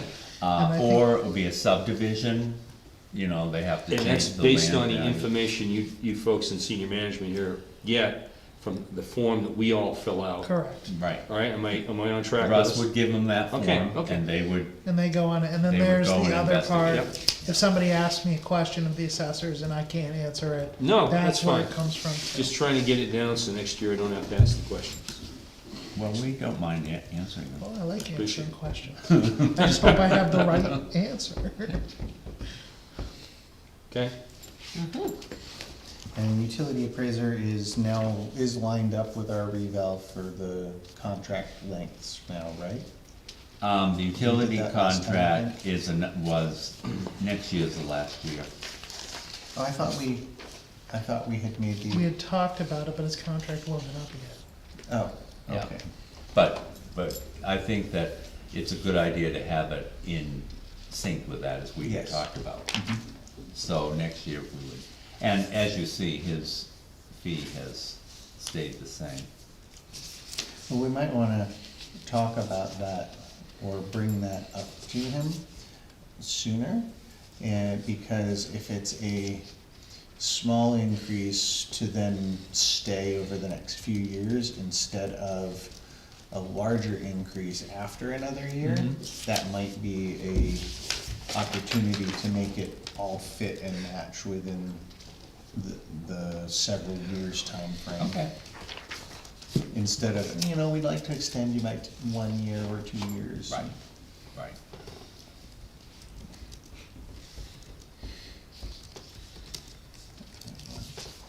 Okay. Is this one, That's up to I Next don't one's have the budget in front of me. so- code enforcement. So this one is the one we gotta talk about. So, we're talking about removing septic review. I think the board was talking about that last year. What does that mean, Russ? So, basically what we do currently is Tom, our building inspector, goes out to sign off for the town on septic pits. The state already reviews them, and Tom is basically just reviewing what the state's already looked at. Well, that was a question, so if I put in, Plus, go ahead. he doesn't really have a say. The Correct. state, it's the state law overrules anything we'd say in the town If there was anyways. anything separate in the local zoning ordinance that he was enforcing, but he really isn't, cause Seems like we're really, double teaming the taxpayer. That's Correct. It's the Well, silly, I we'd don't know have where it to- We'd happened. have to remove the revenue as well. Well, again, bear with me, first time around here. So I put in a leach field. State comes out, checks the plan, works with the contractor, we put in a leach field. State comes out, looks at it, says this is an acceptable leach field. I guess what we're all saying is, why do we send Tom out to say the same thing the state's saying? correct. You'd have to look back in the I mean, minutes. there was, 'Cause we all wondered. I talked to the guy at DAS So let's just scrub after it, the why don't we last just, let's budget, not discuss it all night, let's just scrub it, okay, you know? I mean, but I have the background to it, why it started too. No, I don't wanna hear it. I don't wanna hear it, okay. Unless That'll these be a people late do. night, hey, what happened, Russ? I had to go figure out why. I think there's better things we can be doing with Tom, that's where I'm gonna go in a little bit. But with that being, no, with that being said, I think we scrubbed that. What do we have, now Danny, you made a comment, I Well, didn't I'm mean to just talk saying, beyond you. Part of that budget is offset by the amount we charge people to go do nothing. So, you know, So we with that- obviously budget more, and of course it goes back into the general fund if we don't use it, but than what we get in the revenue. But I'm just making a point that there is an offset. No, that So we put 970 back into the general fund, right? Correct or wrong? If whatever's left at the end of the year, unless you encumbered it, would revert to the general fund. Right.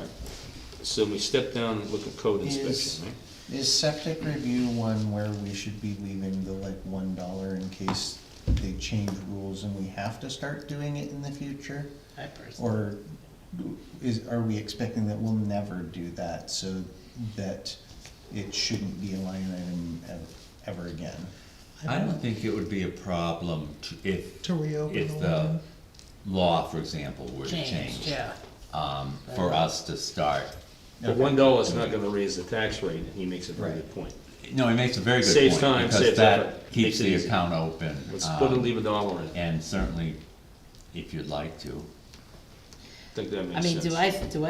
do I think that's, well, again, until I did this It's job. just I- like we've always had $1 Yeah. in tan and we're Yeah. like, yeah, we're never gonna use that. Well, we just took one out. Yeah. I suppose if it doesn't make it, Well, no, that's wisdom, okay, that's why we have these discussions. Right. Because, you know, I'm kinda like you, I know, but I don't know, and I wanna make sure when I come back next year, I'm not having to ask questions. And that's all I'm asking, but I think wisdom, being on the board, $1 to me makes good sense, if my colleagues, And I appreciate it going in the fund balance at the end of the year. Every dollar counts. I work toward the $1 million you're gonna take out next year. Let's talk about code inspection. So that's the, Why don't you brief us a little bit? Yeah, why don't you bring them up to date on it? And there's both inspection and enforcement listed, so Right. I'm waiting to hear. well, I think me and Dana were gonna separate a line out for legal for part of that budget. We had discussed it so that it makes sense that the code enforcement legal work comes out of the code enforcement building budget, as opposed to coming out of planning and zoning or the legal line in administration. That way we have a better track of it. When we're talking about the code inspector position, we've gotten very little traction on the position. And looking at the ads for what has been posted recently for code inspection, I can understand, because they're usually starting the person at like $27 to $38 an hour, which is already at our high end, which we started at 28. So me and Dana were talking about bumping that up to potentially being 25 to 31 an hour, as opposed to what we currently have. If I wasn't a board member, which I'm not, I'll say it publicly because people have heard it publicly, I had interest in doing code enforcement in a building block educational mythology for Webster. But with that being said, I think it's awful low to ask somebody to go out to some of the homes that they have to go out to, be very patient in trying to explain to people what needs to be done, and understanding that some people might not digest that with the pleasantries that we'd like to see that happen. So what I'm Oh, trying that to... was so nicely said. You found your calling as a politician. Good God, can you Welcome. make that down? I don't think that would work. Well, you won't see me running for state legislature. I don't have enough buttons or enough blazes. But with that being said, Wow. And now I wish I could remember, I can go watch it. with that being said, I think we do need to raise it. And I think we need to, once you raise it, if it, I think we need, but I still think we need to start trying to get somebody in here. And you've got a That lot of was the the budget other, left. some of the discussion is looking at different platforms to post the job, trying to get into more locations. It seems It's so just not weird getting good that you traction. couldn't find Why can't you find a retired fireman, a retired school teacher, a retired police officer? DOT guy, yeah. And- But I'm really surprised that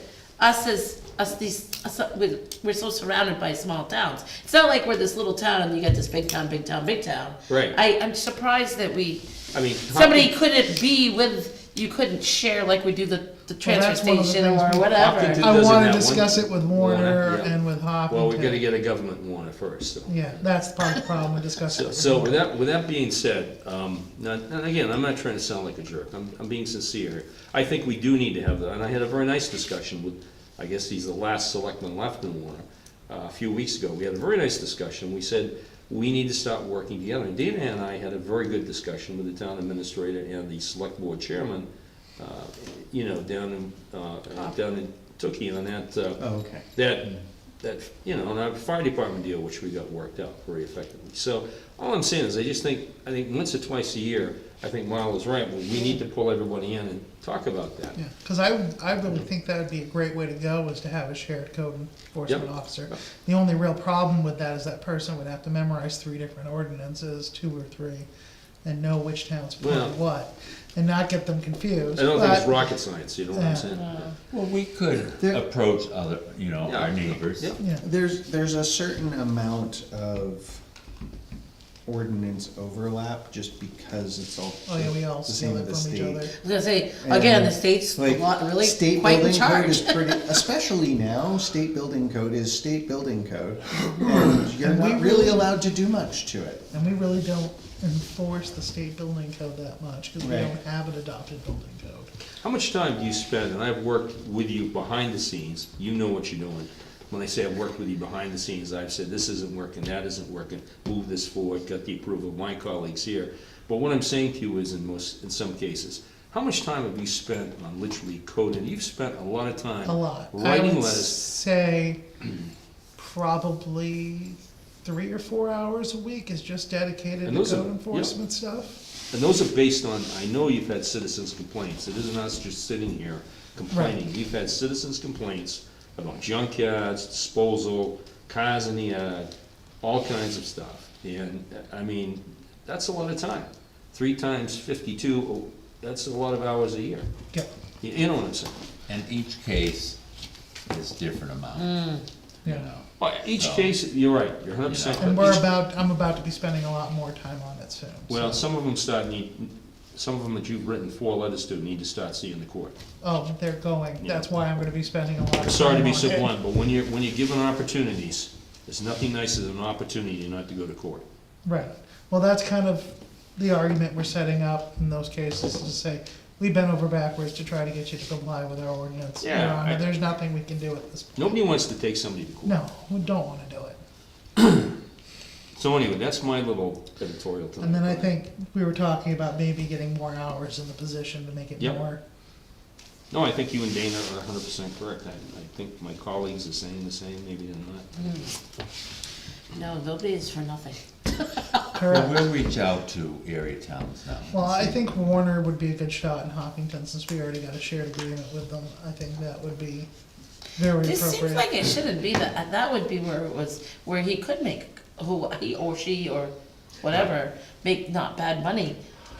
agree, Between 3 towns that, you know, Nobody wants to walk Yeah. out of this at $100,000 a year, but I think between the 3 towns, Yeah. we could put up a profitable salary to get a decent person in there of some background and knowledge who can write good reports, testify in court, work with you and work with the other folks in the other towns, and get some compliance in many of these areas, because the term is compliance, it's not Right. breaking the law. Yeah, they're breaking the law, but it's compliance.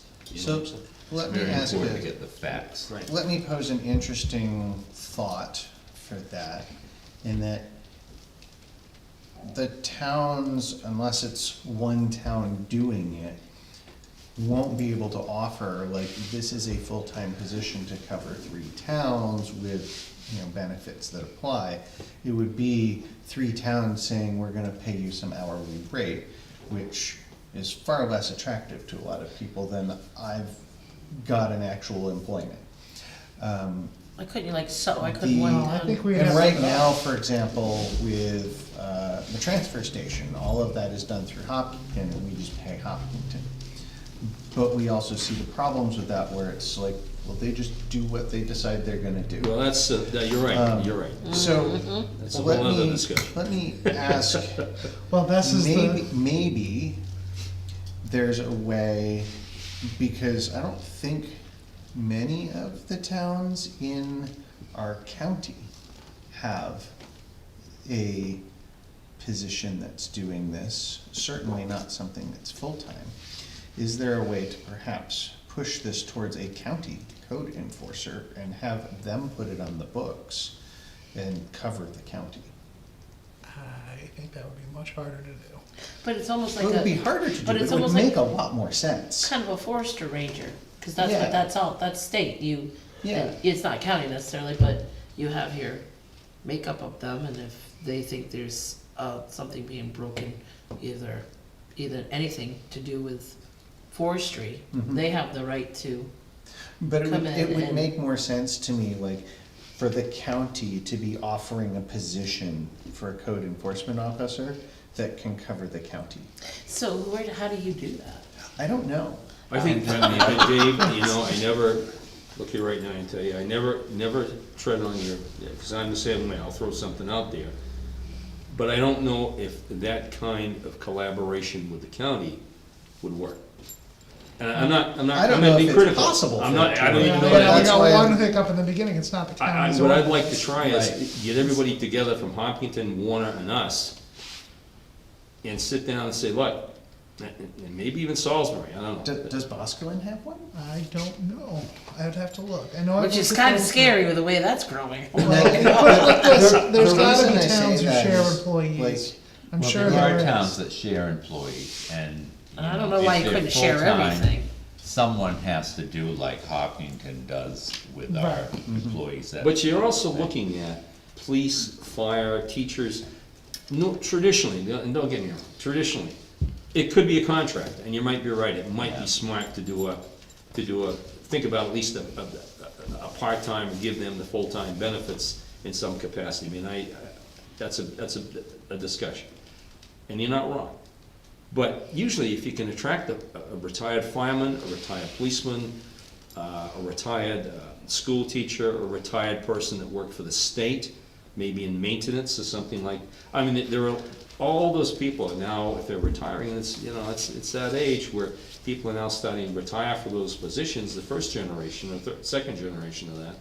It would be great to get, because they have their benefits, that's the beauty of having that part-time position. You get your benefits, you get your retirement, you've got your insurances, so you can just do a job for your town or your towns, be happy, make a nice paycheck on it, and, you know, add to your, I mean, that's the way even I was looking at that, okay? I mean, nice opportunity, make a few extra bucks and don't have to drive out of town, so, Well, we've all seen a lot of that, you know, like a ex-DOT cop might come in and do your safety, you know what I mean? Right, And right, yeah, yeah. you're right, they don't need any benefits, you just pay them that rate and hopefully they Yeah. keep you above board so you don't end up in trouble.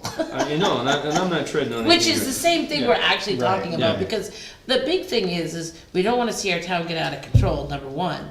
Number two, we need to be fair. Right. And that's, to me, life's not fair, I know that, but treat everybody as fair as possible, so that some aren't getting away with it over here, and then the other people feel like you're being picked Well, on over you know, here. it gets down to Steve stopping me and say, hey, you're going a little fast today. You know, and that's the way I know they approach a lot of things for locals and not locals. That's right. And if you're within a reasonable guideline, that's a very good approach. And I still say that's a reasonable guideline to deal with code issues. Hey, this isn't working, this doesn't look good, your neighbors are unhappy, time to change. And you know what I'm saying? And if that doesn't get effectuated, but I mean, when somebody does that to me, I know that, at least for the next 6 or 8 months, till I forget it the next time, which we all do, and I'm being very truthful, slow down, you know what I'm saying? And I'm just using that as an example. Yeah. I mean, that's the way I think a good approach is to handling code enforcement. You don't wanna hit them on the head with a hammer, you wanna just go over, say, hey, work with us. And I know you've tried to do that. There's a time when the rubber needs to hit the road. And that's where we are right now. Yeah, it's unfortunate, I don't like to see that. Yeah, I don't like it either, and I also don't like the letter hasn't gotten respond to the last one, which is the final one before That's we have a inappropriate. date. Yeah. Cause I'd like to head it off at the pass if possible, but it doesn't look like that's gonna happen. So I would, I guess on all of that, to try putting a little more money into this and a little bit more effort and working with Hopkinton and maybe working with Hopkinton and Warner, pulling them into a discussion here in the next 2 or 3 months, maybe on not just that issue, but other issues we've got. Right. Yeah, that's the end of that budget. I think that's all our budgets for tonight, isn't it? No. Oh, you have one. No, you have another one. What do I have? You got planning and zoning. Planning and You remember zoning. those This is people? the most boring budget ever. David, maybe we should explore that thought you had, just to see if it does. Yeah, I don't know if it's even possible, but, you know. You know, I think it's a good question to ask, the county about.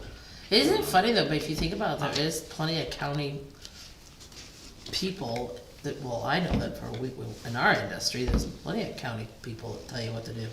Well, I've been working with them because every now and then they reach out to help with, they have a human service, thing. And, I mean, and I'm not being critical, but I haven't been successful yet. But it is kind of a countywide thing, Oh, which is yeah, yeah, fairly, you know, the idea we're looking for. And it's a unique, you know, having worked in it for, not a full-time capacity, but a part-time county government for 2 different counties for 25 years. It is a different culture of government, you know what I'm saying? And that's not a criticism, it's just a different culture of government. Itching. I wanna go over it now. I'm like ready to go. General government, are we gonna? We're on planning and No, zoning. I'm planning on zoning. Oh, okay, sorry. This is an easy budget. So I'm thinking to keep the funding the same this year for next year. The fees for Central New Hampshire didn't go up very much. It's about the same as it was last year. That leaves me about $2,000 for legal budget. We've only spent $500 so far this year, but we're going in for a new draft ordinance, so that's probably gonna go down by another $500 to $600. Next year, they're looking at, we've had Pillsbury Lake come in and contact us about setting up a separate residential ordinance. So that's gonna take some legal funds to go through and look at that for next year, but I don't think it's gonna be a huge amount over our normal, regular legal look-ats for different ordinances. Very light on public hearings this year. I think we only had 2 ZBA public hearings that needed to be noticed, and normally we get 3 to 5. and that's usually what we budget for. Workshops, same. I think I'm the only one who took advantage of workshops this year off the board, but I like to have a little bit of money there in case any of our board members wanna go. And then I had a question for Dana right here, cause which budget? Well, There is somewhat of a period of change going on right now. there is. Yeah, so they're more likely to use the workshops this coming year, I Right. assume. And a lot of the stuff from NHMA is usually free unless it's one of their It's conferences. very good training. And it is very good training. How much you got in there? I think It's we 400. It's like 400. What is the course, Dana? 125 a course, or does it vary? It varies a little bit. Could we um, consider putting 600 in there? But, you know, yeah, you could. I just don't think we use it Well, all I think we might. currently. I'm listening to Dave, and Marlo hasn't had a, I don't know if you've been to a training down there, but No, I'm she not, might no, I like have to. not. They're 120 foot, well, I think the conference, I Yeah. don't know if you had a chance to gaze through the conference, but the conference is very, very good, educational workshops this year. And that's about $200. And I don't know if Dana pulled my conference fee out of that budget, or was that from the previous conference? I went to? haven't seen your conference fee yet. Okay, so it must have been a Yeah. previous But you got training I people on went the to. zoning board, and you know what I'm saying? I mean, they might wanna take a course and be educated, I mean. And if we're talking about like the conference and more than, say, two people go, well, let's say there's two people going to the conference, and then there's two or three trainings that two or three board members go to, we're way over what the budget is. They haven't been using it, but for the most part, it's been the same people in planning and zoning for a long time. Yeah, you could still. But with new people coming on Right, it could board, be there's new, gonna yeah. be more of the need for training. Roy went to some interesting training, which he needs to go to be a, Mhm. I don't mean to ignore you, but I'm trying to talk to both sides of the house here. Roy went to some very good training, and he needs to go to that training. You know, I think you saw it. So I'm just, you know, I'm gonna back, once I go to this conference, I'm gonna back off unless I just needed to get the education Right, for my role. But all I'm saying is that other people, I'm sure, might wanna go, and yeah. we should have the money. And I do have some saved videos from when their planning conference was done digitally, so when I get a new board member, I think I sent it to you, I know I sent it to Marlo, where it's a 2-hour video that just goes over what are the duties of being a planning Yeah. board member. And that really doesn't change all that much. It's just, All you one of the need to do is- reasons I go to the newer conferences, cause I want the legal Yeah. updates. Well, we have an active planning board and active zoning board, so I Yeah. mean, you know, you kind of pick up on it real quick. Part of me wants to say, well, we have to convince them to actually go, and so 500 is actually pretty reasonable. The other side of me says, but a couple people going to a conference is 400, and then if you've got 3 or so people going to 2 different things, you've now added another 500, 600 bucks on top of that, so it really should I be will also like a point grand. out, Can we we tickle that have side of your not conscience and say, let's make it a. overspent the entire budget, like, I still got plenty left in my budget. So if something was, 2 more people wanted to go to the conference, we could probably pull it from supplies or publications. Cause we haven't, really the biggest expense that comes out of those lines is But he makes a very good point. my books, He makes a very good point. yeah. I would suggest that simply because it's hard to get people to do them, even though they're beneficial and, you know, there, maybe 800 is the right number. I was gonna say, could we negotiate 800? That's a good number. How's that, how do you feel with that? Yeah, I'm fine with it. It's Marl? whatever. Do I hear 850? No, 800 is Well, no, enough. but it's an example of when we I'm talk just about kidding. these things and realize what we've got to do, you have it, and you can Right. make it happen. And that was. And I can good. explain that to the public very easily. You want Yeah. educated people sitting up here. Oh, you do. That's not Or you true. have a suit on your hands. Well, the next ones are the supplies and publications, which we really haven't spent much. And I was gonna ask Dana, cause I don't see the cost for the books that came out of it. My planning and zoning books, which is about $170. We would need to look it up. Yeah, I was just have no wondering idea right now. which one you were gonna pull it, which one do you pull that out of? Do you pull it out of supplies or Publications, I'm assuming it's probably, yeah. publications. So Yeah. that's 2 come out of there still, most likely then. Yeah, 49, what do you got, $49 or $48? Well, it's, we already bought the books, we're gonna buy the books for next year, unless we encumbered the money from last year, which I don't remember. No, you didn't. Well, this is showing that only 49 bucks has been spent in Yeah, one of publications. those I don't think is, it should show more, has been spent in it. But for we the can, books. we can get that information. And supplies, I'm not surprised we haven't spent, we really, Ask that's Wendy to give it to you. usually when we're doing PR for an ordinance and we wanna get stuff for people, it's usually what it's Yeah, for. put what you need in there to do the job. Yeah, and we haven't done that this Okay. year, so, it's just, And one So, good yeah. thing, if you have a budget, for example, you were talking about workshops, and if more people go, and I think it's a good thing for as many people to go as possible, if it overdraws the line the following year, you look at it and say, why is that? correct. And so I think that's a, And then most of the trainings come up in the spring anyway, and I can give some education to the board. to Yep. look So through. for the books and publications, whether it's the annual whatever, or whether it's harder to travel and similar, how many do we get and what are they typically per? I think. Or are we now Yeah. getting one each plus a Right digital here. copy that we send around? Or So- like, how does that go?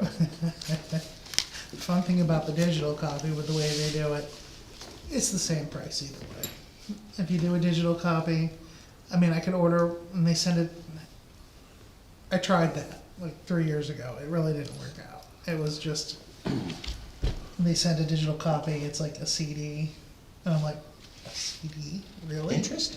In this day and age, a CD, you're just not gonna email me a PDF after I pay for it? Okay. But that's what I got. well, that's handy, we don't have a CD thing. I was saying, where you gonna put that? Where you gonna put that? I can take that and put it in and give it to you as a document that you can put on the Yeah, but server. I didn't do it for this. I've got all the stuff to do And we get that. new books every year, and last year it was 150, we order about 15 books, and it's about 150 bucks, because they're $10. I was gonna say, what 1980s rotator thing are you gonna put that At in? That's least why- it's not a floppy disk. That's why I was wondering about the publications, because I thought I would see the 150 in there, and we haven't really bought any other books. Do we think that they're actually gonna keep the costs down like that? Oh, Or are yeah. the costs gonna go up because, it actually costs a lot more to print now? I think that is exactly what it's gonna stay at. It really hasn't changed that much any Are year. these from NHMA or from the state? or This is both? from the Central Regional Planning Okay. Commission, and I wouldn't be surprised if they have a grant or something that produces most of these books. I could ask That makes Mike sense. about it, but it really hasn't gone all that much in the years. It's usually about $10 a book. Ask them, and just ask them if that's what we should also expect next year, or if they have some sort of inflationary trigger or key or anything like that. Yeah. Because all the budget is in the process of, well, it did just get changed, so who knows if it's state-based, what they have or get. You know, and I still have to figure out how many books I want this year, because I got about 6 of them sitting in my filing cabinet, because nobody wanted them, and I usually. What are these books for? These are the planning and zoning books, so it's basically Okay. you get a new book every year, and they update all the law changes, Okay. Well, that and it makes just goes over the laws, and it attaches the law to So- cases. Let me put it, let me suggest a possibility here.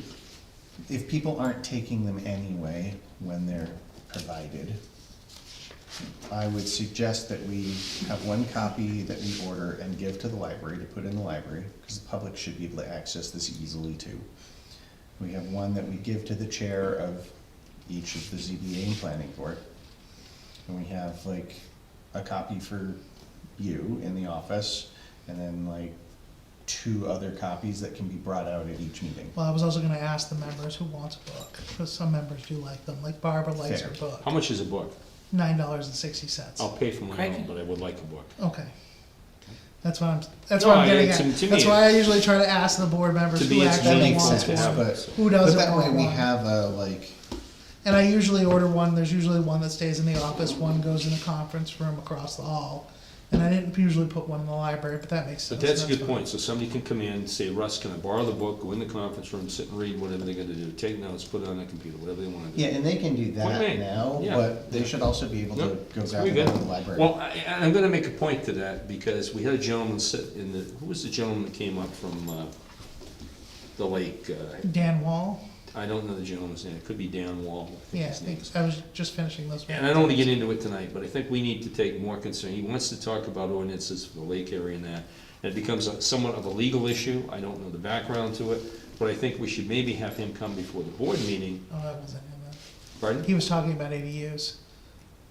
No, not ADUs. The Was it Roy? gentleman had the chickens running across the lawn. Oh, Oh, Michael Malika. I'd like to hear more of what he has to say, and I think we should invite him before the board. Now, I don't know if he's been before the board before, I don't know the gentleman, but he made some common sense with some of the concerns he had. Well, he's coming to the planning board next meeting to do more follow-up on developing that ordinance. Okay, well, can we, maybe it takes one of us to help him get the information for the ordinance. Yes, So I think he's a little grounded in some ways and where he doesn't know to go, and we could help I him. think the next step for that is the planning board should make a subcommittee with people in Pillsbury Lake to I develop agree, an ordinance. but I think it's something, I don't think it's something, they're very much part of the community. The problems he brought up were a concern, I wouldn't want it near my yard, Right, you know? I have no problem with chickens on my property, but I'm just saying that some of the other more greater concerns, and there's a whole deed thing and everything else, and I'm not real familiar with that. You folks might be, I'm not. So I'd like to hear more from him, but I'd like to hear it in front of the board, so our colleagues here, and yeah. Dana can hear it, and maybe we can help him with some of that. there's a fairly lengthy history with especially chickens. And I'll leave it at that for now. Oh, yeah. And that's one of the questions. Because we could I- be here a long time Well, talking about Pillsbury I can, chickens. as they One of the told me, things- No. he had a soup to nuts agenda, and I'd like to hear the further end of the nuts part of it a little bit, because I think we can help him with putting some of that, but I'm with you. I mean, we live in New Hampshire, chickens are gonna run, but you know what I'm trying to say? I don't wanna ignore his concerns. if you know what I'm Right. saying. Anyway, so much for that moment. Yeah, I think that's it for me. Are we done with that? So if, for newspaper notices, especially if we're looking at things like potentially more than one zoning So change, usually, do we well, need to put out more of that for public hearings and stuff? Like, is that actually the so right amount here's for next the year? thing. Because of a state law change, planning board notices no longer need to have a newspaper notice.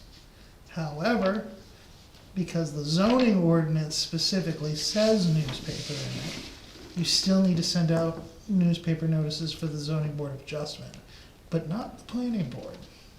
Is that state-based or our zoning That's ordinance? state-based. Okay. And so I have to, when we do a ZBA ad, I have to put it in the paper. If it's a planning board thing, it can be on the website as long as it's on the main page of the website. And Okay. does it specify what paper? No, we use the Concord Monitor. Well, I know, but they're expensive. They usually specify, like, they call it paper of record Paper of general circulation and Yeah, Concord general Monitor, fits and it the, is expensive. Yeah, well, I mean, it's- We used to get away with not actually having to do a lot of that because we Right. had the grapevine. right. the grapevine I don't think would count. But, well, it was of general circulation at the time. It's not anymore. It was Biggest- very handy. Biggest way to small get- town loss in editorial discussion in the United States of America, losing the grapevine. And I'm sincere, that little paper, she filled that paper full of more Webster News, Yeah. you know. Oh, that's for sure. Anything else for planning and zoning? No, Right. I think that, oh, wait, never mind. We're in general Looks like that's government general buildings then. Yeah. The custodian wages, again, I think I used 2.5, and I will go through and change these formulas so that they work right. I thought I had done that. Repairs and maintenance, I'd like to leave at 10,000. Supplies, I think 1,900 is good, although I asked Wendy the other day what more we get. Supplies is toilet paper, paper towels. Repairs and maintenance, is that for your painting of the building too? The painting of the building would come out of, probably come out of the trust funds, because that's where. Okay, I just wanna make sure you budgeted got for. Yeah. Is the supplies also like paper, or is that out of a different supplies? No, that would come area? out of, Executive that supplies? would come out of Okay. a different line. propane, and I did, do a little summary down below of what we're expecting for our costs this year, how much we used last year, and that's where I kinda came up with the figures that I did. Thank you for doing that. So I think for the town office, the town hall went down 300. Heating oil went down 2,000. And that's because we have a new heating system, part of it. Well, that would be the propane. The heating oil portion is the old portion that doesn't However, we change. hate this, I But mean, it's I more look at it. effective, I so- think it's more effective, yeah, than the old oil. But it went down. System, but, Right? and the price, I Yeah. think, went down a little. And, Nice. and when we would commonly turn on the oil to heat up here, that no longer happens. No. Because the new system appropriately heats up here, so. It's less that money makes to use sense. the heat up here than The oil prices also did go down significantly in the last year, so maybe we shouldn't drop it quite as much, cause it probably won't stay there. well, that's, the cost that is in here is, we're locked into that. I'm trying to see where it is, I think it's $2 and, 43 cents? So you get a contract? yeah. You Yeah, get a contract. we piggyback onto the schools. So what are you dropping it to, Dana? 2835? I think. Oh, I'm sorry, 2500? 2,500. Why, it's kind of with Dave on that, it's kind of low. If it rockets through the, federal government craziness, Mm-hmm. what do you think? I mean, maybe 3,800? Can we meet in the middle somewhere? Wherever you tell me to go What do you is think, where Dave? I'm going. You've done this for several years, what do you think? We did use the least amount of oil since we've been a customer at Huckleberry's last year. So, I think knowing that everything else that we have also, it takes care of up here. So the only time that the oil needs to run is to basically keep the kitchen and the water down there, A, from freezing, but B, at the normal rate during the winter. And then when they have like chicken dinners and stuff, Yeah. it's basically only when there's functions. So we're not, we shouldn't be using a lot of it. Maybe 3 even? I Because then think- it's still a reduction? 2,750? No, I'm just kidding. You'll get used to this. Well, I don't think we should shortchange, I mean, Do I hear- A, do I hear- A, you don't know what kind, reality speaking, A, you don't know what kind of winter it's gonna be. B, you're correct, things have changed. Dave's appropriation of the heating changes and how they work, that's Right. great. But I think, let's not get saddled by the government, the federal government. I mean, we've got more issues right now with tariffs and all that. And who the heck knows where we're gonna be, if Israel bombs And Palestine. if somebody again. breaks a contract with the Yep. school, Yep. you know, like, that's not unheard of. Yeah, so I would say, I don't know, I go 3, but I'd like to see 35, but whatever my colleagues want here. Any of them But- is a reduction, so that's good in my book, but, Let's go with 3. Okay, let's do 3. okay. It's nice to see it reduced, though. Okay, so then and I talked with Phil about the public safety building, and Emmett, and Steve, but of course Phil is the one. Public safety building maintenance is the same, the summer maintenance is the same, I don't think they've ever used that since I've been here. Susan cuts the grass down there, I understand. Oh, she does? Yeah. Oh. Yeah. For But where does donations. the pay come out of? If it's not coming out of here, where did they get paid from? They don't, she volunteers. Volunteers, okay, that Sorry, I makes didn't sense. say that. I didn't say that. That makes a lot more sense. She does it. I dropped their propane $1,000, and that was just based on what we've spent so far this year.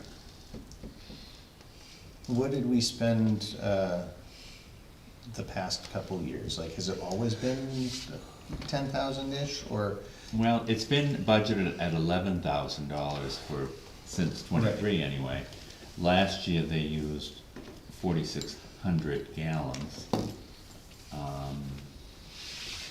Well, but my question there is like, would 10,000 have covered it over the last several years? Yes. Or did we actually need the 11,000 in one of those years? No, I don't think they've ever exceeded that. Okay. That seems reasonable then.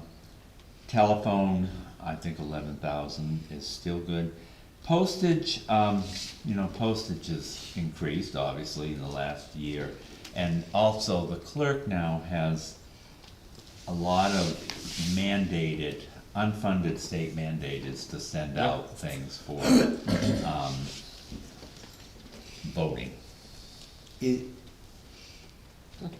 Is the 6,000, well, okay, so let me ask two questions then. One, since it's related to voting, does that go into the elections area of the budget instead? And B, if not, is the additional, like, actually enough, since both postage is going up and they're gonna have to send a lot, and it's gonna be an election year? That's too many questions, Dave, I've forgotten where we started.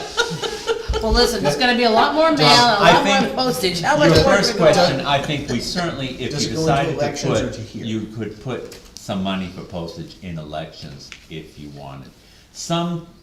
I was always used to having postage in each department. However, sometime before I came here, they were all put in Probably when we got the stupid machine. once. Right. Cause everybody just walks over and Yeah, uses the machine. so, and I guess it works.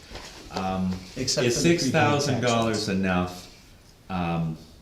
Well, to be honest with you, I don't know. I mean, Yeah, it's gonna be, it's gonna be, what are we at now? We've spent almost $5,000, and we'll probably have another $1,000 in the postage machine Well, we by have the end of tax the bills year. to go out, Tax so- bills are in they're in their no. own line, It actually. seems weird to be talking, we gotta raise the postage.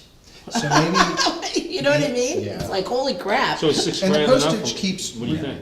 the I think postage more money than department 6. keeps I doing I think it, more too. money too. Raise it to Yeah. 7. 7? Yep. Okay. I mean, I'm listening to you give good advice here, and I'm thinking, I don't, Yeah. I don't know if 7 will actually be needed, but it's certainly not a horrible start. Well, I mean, we're We can almost to always try to 6, cut and then if some we're gonna of do it. all Yeah. that, all the stuff you're saying, and we still have motor vehicle. it's gonna add up notices to go fast, out. so. But, Yeah, so when Guess we what? get, We'll see. when we actually get to the end of the year, and then we know whether it can go into elections for the election stuff or not, then this is one that we could potentially revise downward to like 6,500 or I something. mean, we could but- change that, I'd have to talk to Mary a little bit about what this. so let me make a suggestion. Or October, November, December, we get 3 months, so you get a quarter of the year left. Would it be reasonable, without creating people extra work, to say to them, can you kind of keep an eye on what your postage costs the next 3 months? I And think we could budget on, we could have some reasonable insight. I mean, right now, we don't know whether it is quarterly, weekly, or daily. So, does that make sense to you? And it That's it not asking doesn't, a lot. I mean, each quarter is different because of different. If she'd be willing to do Yeah. that, that'd be helpful. Yeah. And then we could budget for her what she needs. Because we're budgeting, we're looking at something up here that doesn't exist right now, right? I mean, we could that have, feels like budgeting. Well, you know what I'm trying to You say. know, I'm surprised they don't call it, I'm surprised they don't just call it, I go mean- ahead and friggin' guess. Just have a list of, when you do a mailing, just a simple list, Yeah. and, And how much that would even cost. we don't know what it's mailing to, just, Yeah. you know what I'm saying. Gotta mail out 350 of this and Yep. times I mean, she whatever could it's supposed probably to get be. you Yep. all the Yeah. motor Those vehicle 164 notices pickups, just you to know mail what I'm the year. No, I could have done it on clerk work, so. I'm not trying to make light of it, I'm just saying, that we don't have No. a common factor Right. to it's give easy them what enough they to do. need. She can read the meter before she starts and then Yeah. read it after. And, I think that's a good Yeah. suggestion, I Yeah. mean, if I'm wrong, I'm wrong. Well, that leaves electricity, and I dropped that by 1,000. So let me ask a question based on the expenditures that I see there currently. Yeah. Knowing that we're coming into what are probably the most expensive 2 months for us because of the heat pumps. Is this including the amount that we had to pay back for the overage for generating too much? Yes.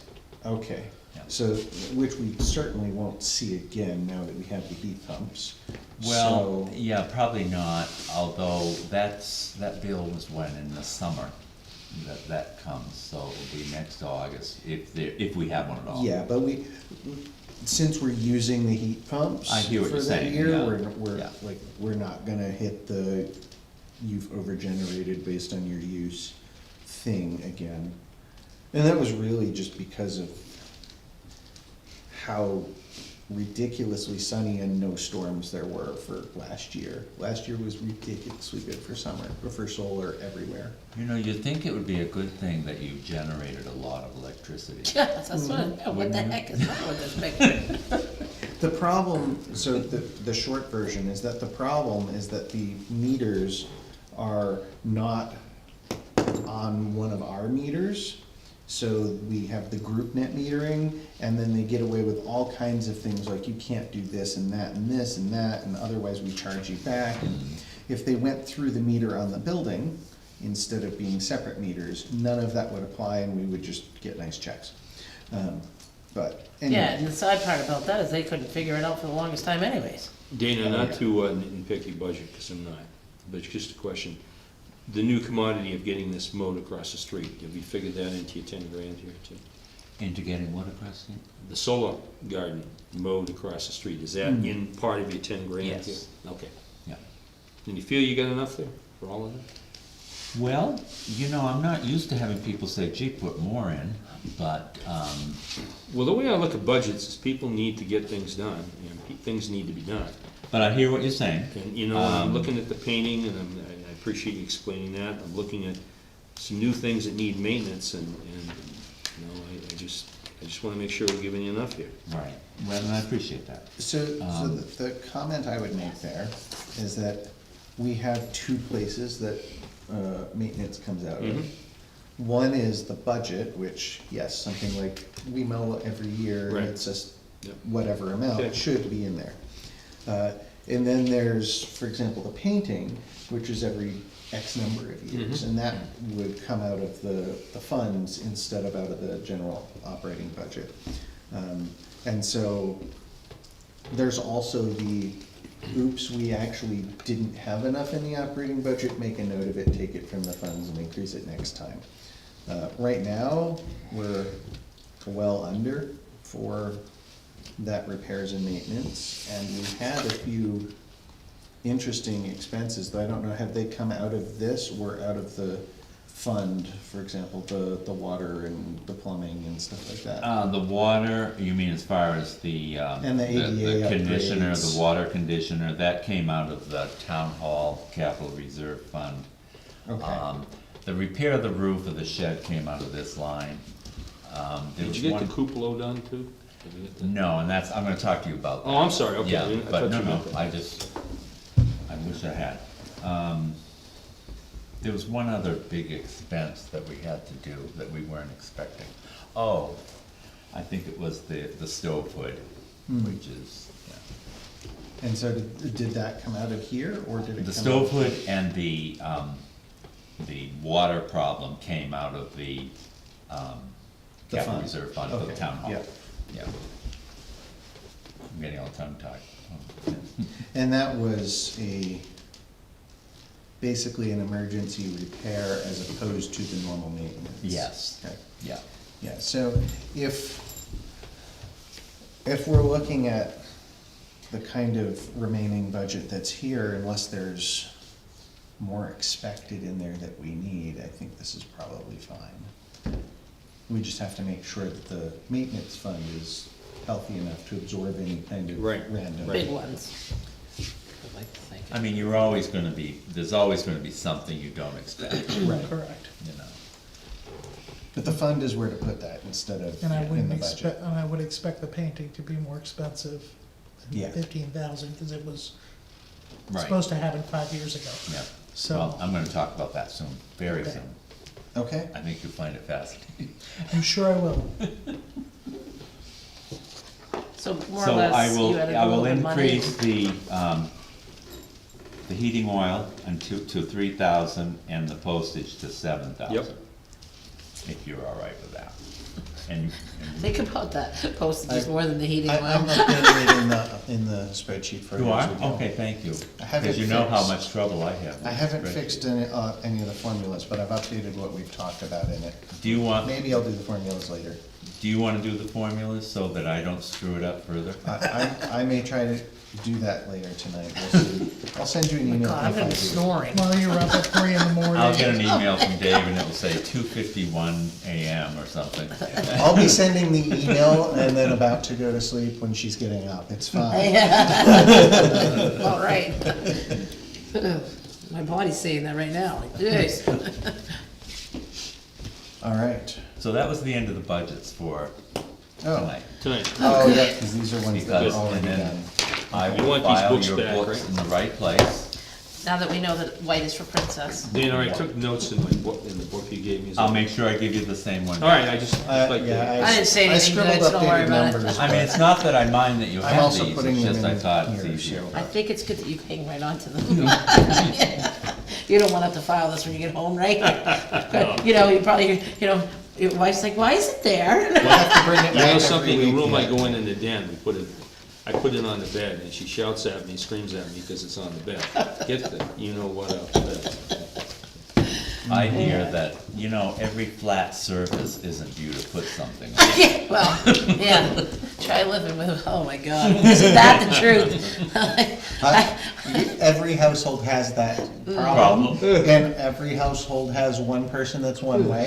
Every surface is for putting random stuff on, and the other person is, no, nothing is supposed to have it, go put it away. Yeah, if it's poor me by myself times 4 more people. Okay. So that's the budget, That remember. covers the budget. Okay. So our next one, any comments or questions on the budget? Because that was very exciting. I mean, look at, we raised postage, okay? This is how the sausage is made. I don't know why that cracks me up. All right, so that moves us on to Clothespin Bridge. So. That's Russ, he's gonna. So we he's, were discussing, you had brought Looks up good. previously that you would like to do some sort of ribbon cutting dedication ceremony. I'm just circling back to that since we're getting very close to the actual date, we should have a plan. May I make a suggestion All right? for your notes? Emmett For your brought notes. up someone, we as a group talked about dedicating the bridge to someone, or maybe 2 people. I don't. Yeah, as a possibility. That's yeah. possible. Emmett brought up a name, and I don't want to tread on him or step ahead of him with that. But I would ask you folks to ask Emmett next time he's in for a director's meeting, to ask if he'd like to make the recommendation, or maybe Dana speak to I me. actually asked him about that before he left. Okay. And if it's the same person, he would like that person to be recommended. Well, I we don't gonna want to play say anything charades? beyond what I said. But Are we playing charades? Yes, Probably Okay. so as to not say I- a name when no one's approved it and. I don't want to make say the people name, talk and I'd like stuff. Emmett to propose the name to us, and the reasoning why. And listening to his reasoning, it was sound, so I would like him to do it. I don't want to step ahead of, Well, we could ask him to do that at the next And department. again, meeting. it might be something that 3 of us, or all of us vote on, or I don't know how, I don't know how we Well, want to I select think it that. would be very hard to get very much community input due to the timeframe. I agree. So I would like him to speak to it if that Yeah, makes sense. I- My suggestion there would be that if we're going to dedicate the bridge, we should take a little longer and then do the dedication at After. town meeting. As opposed to trying to I rush agree it with and do that. it I as agree a with ribbon that. cutting. No, And then we I'm could just not- do a ribbon cutting at the Yep. day. I've heard a few different interesting concepts and ideas around the ribbon cutting. And so I'll just give a generic of them, and maybe there's discussion, maybe there's not. One was that it should basically just be the people from one side and the people from the other that live on the road and or Frost Lane, just kind of walking across and meeting and shaking hands in the middle because, hey, we can finally come across the bridge. And that's just a simple invite to people, like, we'll do it this time if anyone shows up.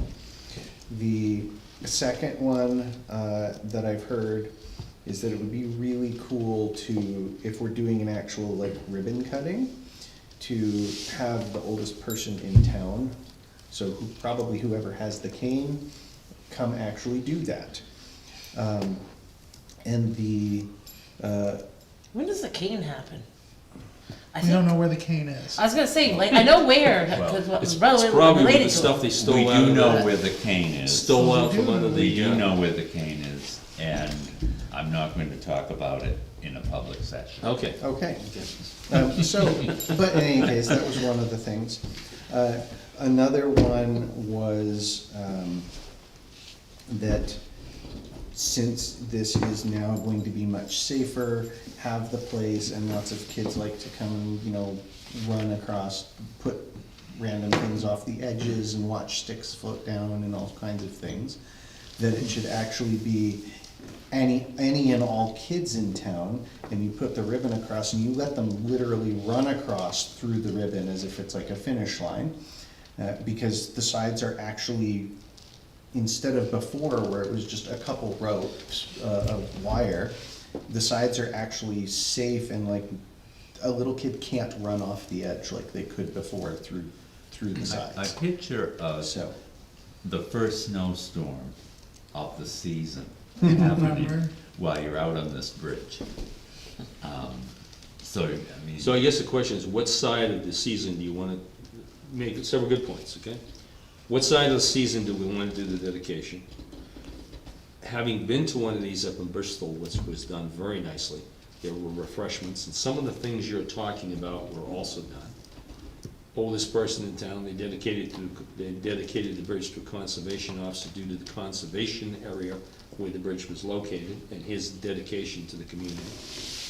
There's many things, and I think all the things you mentioned are good, but I think, as Dana's pointing out, I think the first order of business is what time and how much further to the bridge completion do we wanna push us? So do we wanna do this side of December, when the bridge is completed, which might be a good idea, and get that out of the way? And I do like your fact of town meeting with who we dedicate the bridge to. and so maybe there's a ribbon cutting that's just us. For example, cutting it because we're here in charge as it gets We could do completed. something simple. And then we do an actual celebration along with a dedication that we announce at town meeting.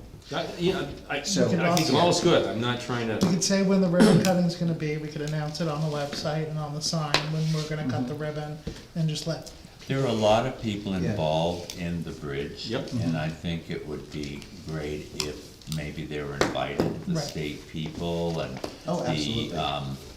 the engineers and so forth. I think some And maybe coffee and donuts or biscuits. afterwards, having a refreshment here. Yeah. I may not be here when this is all happening, so. Well, that's a whole nother concern, Yeah. you've been part of it, so we need to consider that too, so. But, we'll zoom them in. do I get a Zoom refreshment? No, but I think everybody makes, Well, if you're at home, you'll have your own. I think the first question is keeping it in a weather zone that's gonna be conducive to Yeah. doing it. Yeah. Well, that's what I'm worried about, the I know. bridge ends at the end of Well, November. you know, there's no point in a ribbon cutting if we're doing it like next year, Right. because everyone's already crossing it anyway. A celebration and a dedication makes perfect sense at that point, but. Hey, we live in New Hampshire, my friends. Think we can But I do handle like this the stuff. idea that people on both sides of the bridge connecting to the midpoint of the bridge.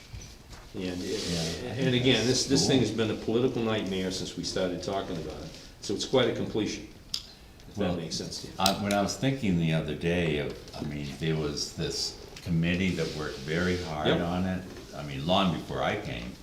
And it's just been a long process, so it's pretty exciting. I think there's a lot of people that, what am I trying to say? A lot of people that are dedicated to the dedication of Mhm. completion. Does that make sense? Yeah. I think it makes sense to do the dedication. Anyway, but I don't wanna jump ahead of him, he wanted to say something to us, and so, I'll make a recommendation. I guess my, like, we've said our thing, we've got good ideas. But at least originally, they were talking about paving very shortly, and so it would actually potentially be crossable and usable before our next meeting. Yeah, well, that's one of the, So, if that's the case, then like if there's a ribbon cutting, you wanna do a ribbon cutting before it's actually open. well, Right, true. right. Right, excuse me, right. So do we want to do that, and if so, which, like, is that us, are we inviting the oldest person, or Well, what? it's also a matter of how feasible it is, if it's gonna be done like next week or the week after. So who's I don't gonna get think- that information? One of you or Emmett? Who's gonna bring that information to us? And with timely delay, no, we need to know it right away. Yeah, we need to know, and Emmett's not around currently. Yeah, Emmett's He's on on vacation vacation. this So week. can one of you, I mean, I know Yeah, you're going to the, I'm trying to think. November sixth will be my last day here for a so is while. that, are we pressuring either one of you to just get that information? Yeah, if we're only got a couple of weeks, there's a lot of pressure in on that one. If it was Oh, like a for Christ's month, sakes, you can handle it. You'll be fine. I think throw it out there, say, hey, this is that's what we're what I gonna was do. saying, we could throw All it right, on no, the I, side. this pushback, delay, I don't like that. I'm being honest with you. Let's get the information, find out, as Dave says, when the bridge is gonna be paved. It doesn't have to be open. I'd like to do it before Dana goes in the hospital, my own personally. Yeah. He's put a lot of time into this, and all this money stuff that he's kept track of. So I'd like to get it done the next 2 weeks. You're right, we put it out there, we put it in the Concord Monitor, Webster Bridge dedication, and we do the dedication. cutting. Ribbon Ribbon cutting, excuse me. And if those people that are neighbors wanna cross the bridge upon cutting the ribbon, they meet in the middle of the bridge, we get a picture of it at the Concord Monitor, and guess what? It's a great day. Mhm. And then we do the dedication to the individual, and we make that a much, A larger thank celebration. you, exactly, yeah, Yeah. I'm with you. Folks, what do you think? Does that sound reasonable? I like the idea of the neighbors meeting Okay, for ribbon cutting Yep. and what is paved. yep, when it's paved, can you get that information for us? I can get who the neighbors are. I can get. I can get a list I'll of talk with the butters. contractor about When where he's they get are. it paved, if you would, Yeah. please, and then get that email out to us, and And then just schedule a meeting for us and tell us we Yep. need to show up. Okay. Well, that's why, I'm when, really or good where, at that. yeah. well, can you put together a press release to the Concord Monitor too, when we decide the date, Yes. please? Yeah, that part's not hard. Finding Alright. this person. Now, would be a it's trick. making the refreshments. That's where you come in. Oh, that's where Dunkin' Donuts is. That, I can bake. anyway. You're gonna take a run to Dunkin' just and get a kidding. cup of I'm Keurig, just- sounds Or make a couple. That's of- because everybody runs on Dunkin'. And, yes. That's the bridge. We're- So it is gonna be the kids. Well, no, I think, so Okay, you want a where else letter are we? mailed to everybody on Clothespin Bridge with the date, once we get it. Probably Detour and Frost as well. Okay, and then we're gonna wanna Yeah, 'cause I'll- put, I'm just making sure we got everything clear. Notice. And then we're gonna put a notice on the website and on the safety building sign of when it's gonna Now, happen. the other question is, do we do it on a weekday or weekend? I would recommend we do it on a Saturday morning, I Yeah. agree. I agree. okay? Yeah, I agree. That makes sense. And then, yeah, and you'll handle the Concord Monitor. Yeah, let me find out where they are, when they think. Of course, they don't like to tell me. They wanna, That's part of the they problem. wanna keep it. Well, you've let them know. If Yeah. they make it, they make it. If they don't, like you, I think that's what you were saying. Yeah. It's a great day if it all comes together, and it may not be the best, but it's, we're doing it the day we're doing it, and. if I mean, people at show this up, point, they're not gonna have a date, like, they're not gonna be able to change a paving date unless it's Well done. well out now. So they should already know the date that it's gonna be paved. The last report I got, they said paving was very soon, but you're telling me it's not paved yet. Well, the stuff was all there when we went by on Saturday. So, I mean, we can talk all night, I'm just, get the Yeah. date, That let's was let's roll Detour's with it. paved. Okay, No, Russ and I it's will not. work on that. We'll come up with something nice. Thank you. All right, so that moves us to new business, which is the inventory abatement. So this is one of those things, there have been a couple people who have asked, and at least one of the names I know, this is the first time they've ever missed it. I've talked to Therese, the first time they've ever missed it with them. One of the names I don't really know, but they're in the same ballpark of people that always hand it in, cause I can check. I went in my records, I told the person, What are we talking about? The inventory penalties. Like Yeah, I when you know, write I- down what you've changed. Changes to No, your no, docket. I know all about them, I got one.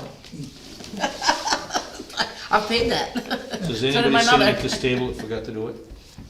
Well, That's That's the the question thing. I'm asking. and this is why I'm bringing it up to the board, because it could have been that. I don't know what the exact circumstances are. But we have in the past not forgiven people for Well, not. that's the problem that I'm Hand it thinking in. about. And then this person, I know they've always handed it in. This is the first time. So it's really one of those situations where one board's decision doesn't bind a future board. However, they requested that I bring it to the board since they've always been consistent. So But I I'm, think the last people that we made pay were always consistent.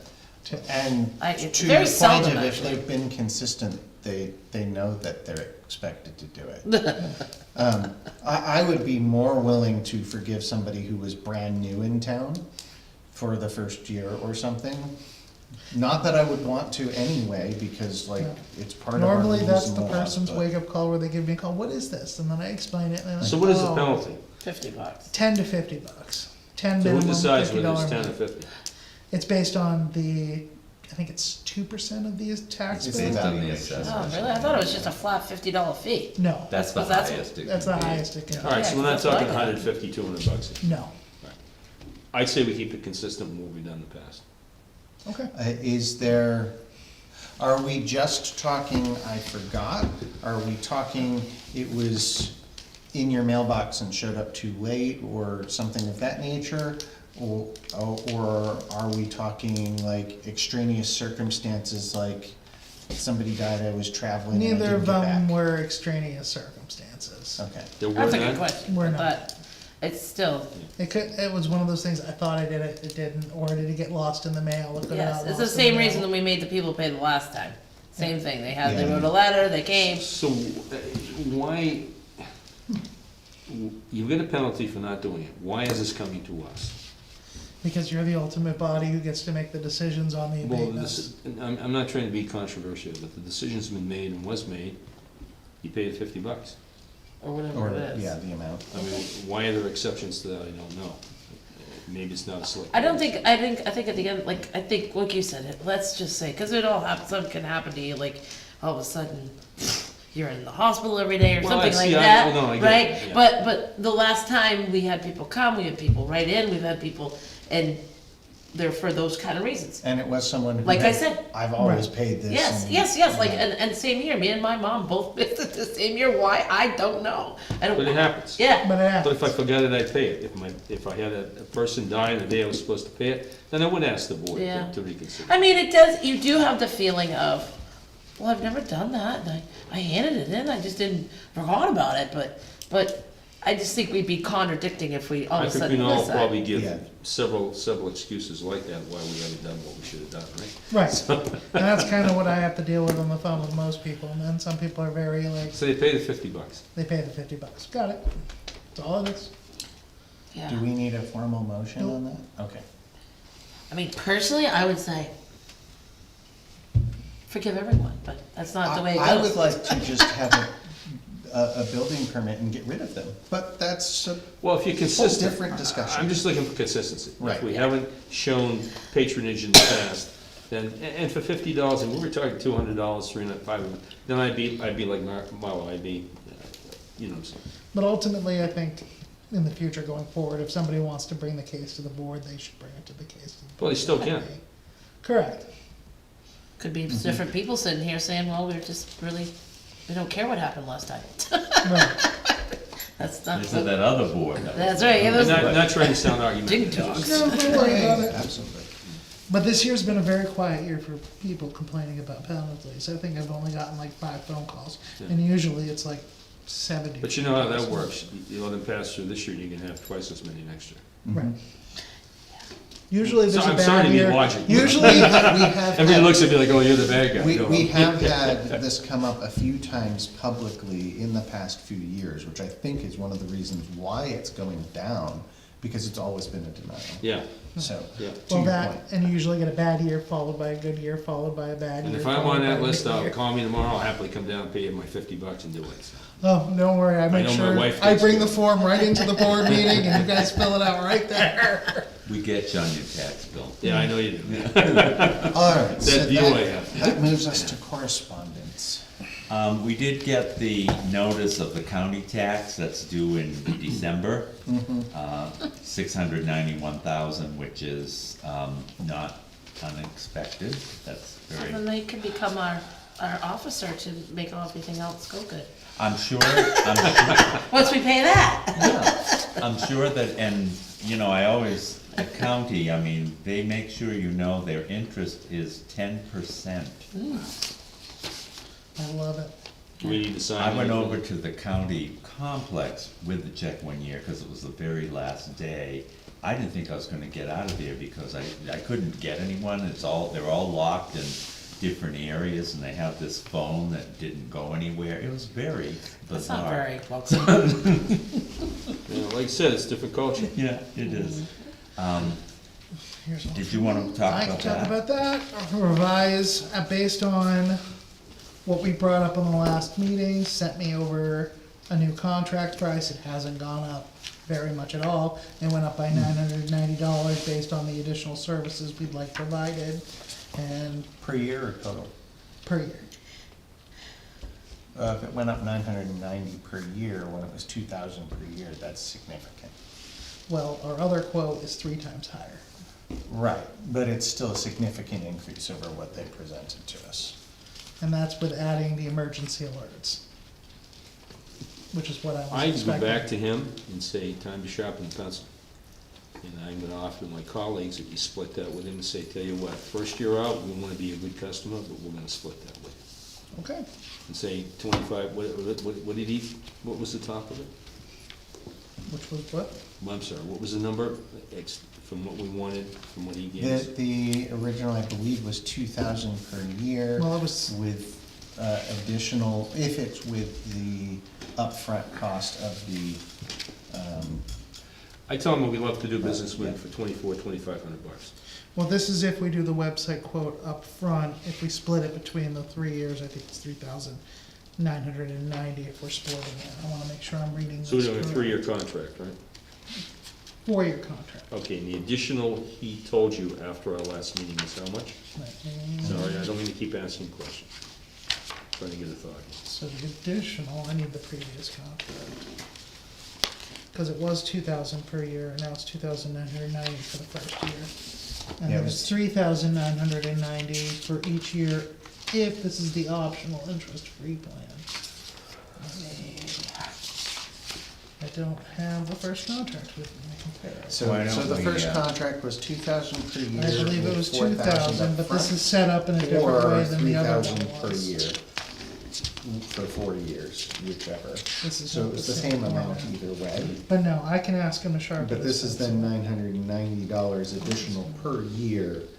Is it only the emergency alert that's being added for that much? And they're also adding support for 5 users.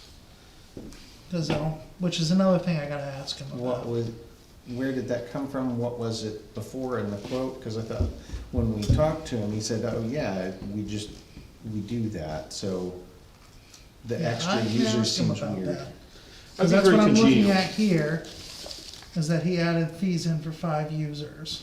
I'd be very congenial going back to him, but I'd ask him to sharpen his pencil on that.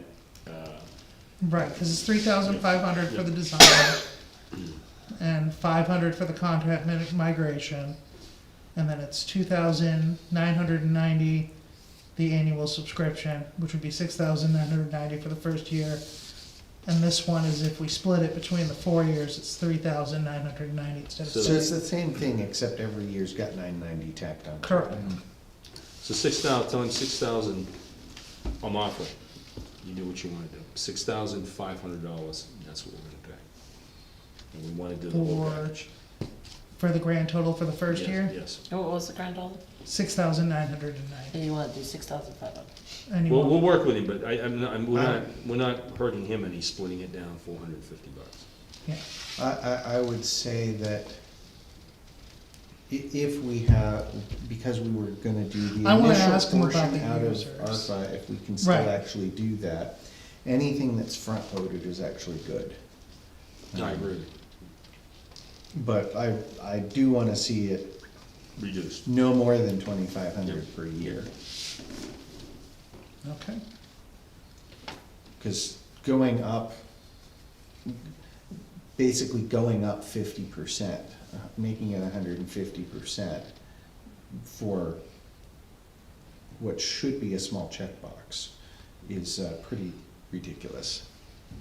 I mean, I can always have them come and talk to the board again. What too. was the change, I'm sorry, I wasn't here last time, but what was the change from the last quote he gave you last time? So the last quote we had was 2,000 per year, Yeah, and now it's 2,990 per year. and why was that? Was that an additional service? Because they're saying revise CMS annual software subscription to be 5 users, which I'm confused about why we're having 5 users instead of one administrator, and then I have the Why ability don't to you make take some separate time logins. and analyze that and see, and then we'll talk to Yeah. him about. Because that's yeah. my confusion. Yeah. But what do you mean by coming back to the board? On- was- Because you guys have to make the decision to Well, no, sign no, it. bear with me. This was the fellow we did the Yeah, the remote. virtual with, yeah, Mhm. yeah. So, I mean, we could do, I mean, if you need help doing that, but I mean, I think you're quite No, capable. I can handle the Quite capable, talking of- to him. yeah. I just need to Just like figure David out, said, you know, see what the expenditures are. and- Yeah. but I do need to come back with the contract once it's there. Right, well, that's why you need all your stuff so that you can In negotiate. my opinion, these techie guys, they'll, you know, they wanna do business, they'll sharpen the pencil. Okay. Yeah, how much does he split out, how much is for the 5 users and how much is for the That would be the emergency 9. response? Well, the only, no, Or it is it does just not both split of them out. together is the extra $9.99? It's not split out, it's in the same category. Ask him to break it down, Okay, please. will do. Do you want me to take that? Sure. And I'll give it back to you tomorrow. Well, sure. Or back when we get downstairs, but it goes in your, Okay. Further correspondence? I had a few things I was just gonna mention to you. I wanted to kind of give you an update on this year's goals and where we were. The town hall, one of our goals was to get the ADA improvements done, which we've got, and I'll consider it half done. We're waiting for the bathroom sinks downstairs need to be changed so that a wheelchair can get under them. And to be honest, I've held up on that because, the funding, and I wanna wait until next year. The Grange Hall back door and stairs were done. Looks good. Thrilled about that. The handicap ramp, it had to be repaired for safety.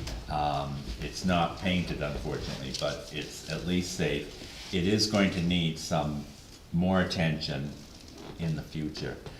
The library steps, I haven't been able to get anything done, but I would like, and that's that pre-form steps that is there. Oh, the It cement doesn't steps. meet the top of the ground very well.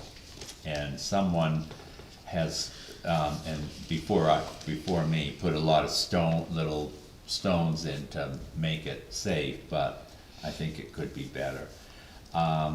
Server replacement and IT consultant. As you know, we're going to be going with a new IT consultant, beginning December 1st, and I'm sure at that time we'll be talking more about the server. Whether the current server needs to be replaced or Yes. what they suggest. I know that it probably does. Unfortunately, the inmates did not pan out this year to come and paint the building, so I'm going to put out bids for paint job because it needs it. well, that's Okay. really, you wanna go? I was gonna see if we wanted to look into siding prices as well. Well, thank you. Can I make a suggestion? We're gonna paint it this year. We're gonna be painting it back again in 3 to 5 years. I would offer, we look at a proposal to do siding to that side, siding to that side, leave the front traditional and paint that white, get white siding for that side and white siding, because traditionally in New England, it's the north and south sides of the building that get hit. If you go out and look at this painting, We all know, that's exactly where it's getting hit. So we're gonna be right back here painting it again. As far as the inmates go, I was gonna say it the first time we discussed it. That's a pie in the sky thought. Yeah, but the pie's gonna drop and fall and we're not gonna eat it, okay? Right. So with that being said, I think we just get somebody in to give us an estimate for the siding. I see heads saying, yeah, that sounds pretty good, and paint the front of it, and we don't have to worry about painting anything but the front of it in the future. The back of the building is sided, Not that side though. and so that isn't, I don't believe that No. one is, yeah. No, So- What do you mean, it's metal on the back? And back it's sided. north and south Yeah, I side, think you know. that's vinyl siding, I believe. Yes, it is. Yeah. And They've so, just come such a long ways with that. I mean, I'm not a big vinyl person, but they've come Yeah. such a Well, I'm long not either, ways. but reality's reality. Well, that's what I mean. the way that I would suggest is that we at least consider that, okay, the back doesn't really get seen. Right. That side doesn't really get seen by Point the made, public. point made. Both of these sides get seen. more. Okay, well, And so, the thing that I would suggest that we look at, maybe it makes sense, maybe it doesn't, is rather than just saying, let's side that too and leave that, is when that's sided, we should also look at replacing both of these sets of clapboards, but replace them with with the molded type yep, in white, Yep. so that you basically never need to worry about it again, because it's a composite. And well, I was gonna go there, but I thought you were gonna tell me it's gonna cost too much money, but since you and It I will cost more thinking up the now, same tree. but it will cost a whole lot Point made, less point made. 5 to 10 years from now. This, getting people in, to scrape it, paint it, those days are gone, you know? I mean, and to save you work. Pardon? And Composite will last 20 years. Right, yep, you're right. You get At the a right minimum. product. I mean, if we're gonna do it, let's do it right, and that's not a criticism. I'll take it that way. and the, like, He kicked me and I'm supposed to kick you, but yeah. with just the siding, like if People you say, "Wow, just go we're-" siding, you're gonna get a lot of the historic building You're right, sort of no, thing. you're right. And so we can maintain the traditional look Yep. and feel of a historic building without being stuck with because we're not the Historic Society refurbishing it to make it completely period authentic. We're using it every day. No, It's you're- not. You understand. But And we don't can take this certainly wrong. make it, we can certainly keep it looking. And you're probably authentic. saying in your brain, why is John Clark so spirited on us? Because I just got done painting 40 feet up on my house. Yeah. And I swear to God, I am never getting up at that height again. And I'm siding both sides of my house. So, you know what I'm saying? I'm just done with it. I'm not gonna fall off. And I of it. think, yeah, composite, and then on top of that, don't take this wrong, but if we want the good look, but you got all that heat and stuff out there, so let's keep it up, painted, whatever it may be, because it, The front side. yeah. Yeah, no, I agree with you. Yeah. But I think Dave makes a good point on, but let's make it look good. Yeah. Bringing inmates in, I just don't, I appreciate all that effort. I mean, if we happen to, like, if they happen to say, hey, we can show up, in March or something like that, and they actually set a date that they're really gonna do it, fine, because we can kick the can at that point. But if not, yeah, let's Well, I do think this. that, Because doing anything there's been a now lot of doesn't make cuts at the sense. prison, I think, and things, Well, so. I've never seen, not being, but you're dealing with inmates. Well, you're not dealing prison with schedules, professional, I you deal- get it, yeah. Yeah, you get it, Yeah, I I mean, get it. you've been in the public administration. You just wouldn't think it would be that hard. Well, I mean, it's, It's not like the prison's understaffed or anything. no, I'm even just thinking, they're all in one spot, you're not like gathering them. well, it's getting the paint, but the other thing too is what is the expertise of inmates coming to do this? Well, that's it. They don't want friggin' paint all oftentimes over the they don't know what foundation. they're doing. That is true. Them going into And the they're not bathrooms, working and you know what hard, I'm they saying? don't- There's a Yeah. whole issue of security with that, I don't. They don't have to do a good job, they just have to. Do a job, job. yeah, Like cause the it's not paint like they're gonna build They it go just- out at night or something Exactly. if they behave. I had them one time for a job, and we would supply the lunch, and oh my God, it was just, that was the biggest thing. of the Then you day. understand totally what my I brain get is. it, Yeah. When I heard that, and I just kept my mouth shut, I said, all right. Well, I this is- think This is that going nowhere. it was a good idea. to sounds good. explore it. The other item that we need to do, and it will be next year sometime, and probably I'll need to get quotes, is the cupola is in very bad shape. And at the top, there's a lot of rotted boards, so that also needs to be fixed. That's another that should be rebuilt with resin boards, so we don't have to Yep. do it again. I'll go shopping for a resin cupola. So can I make a suggestion, on that? Sure.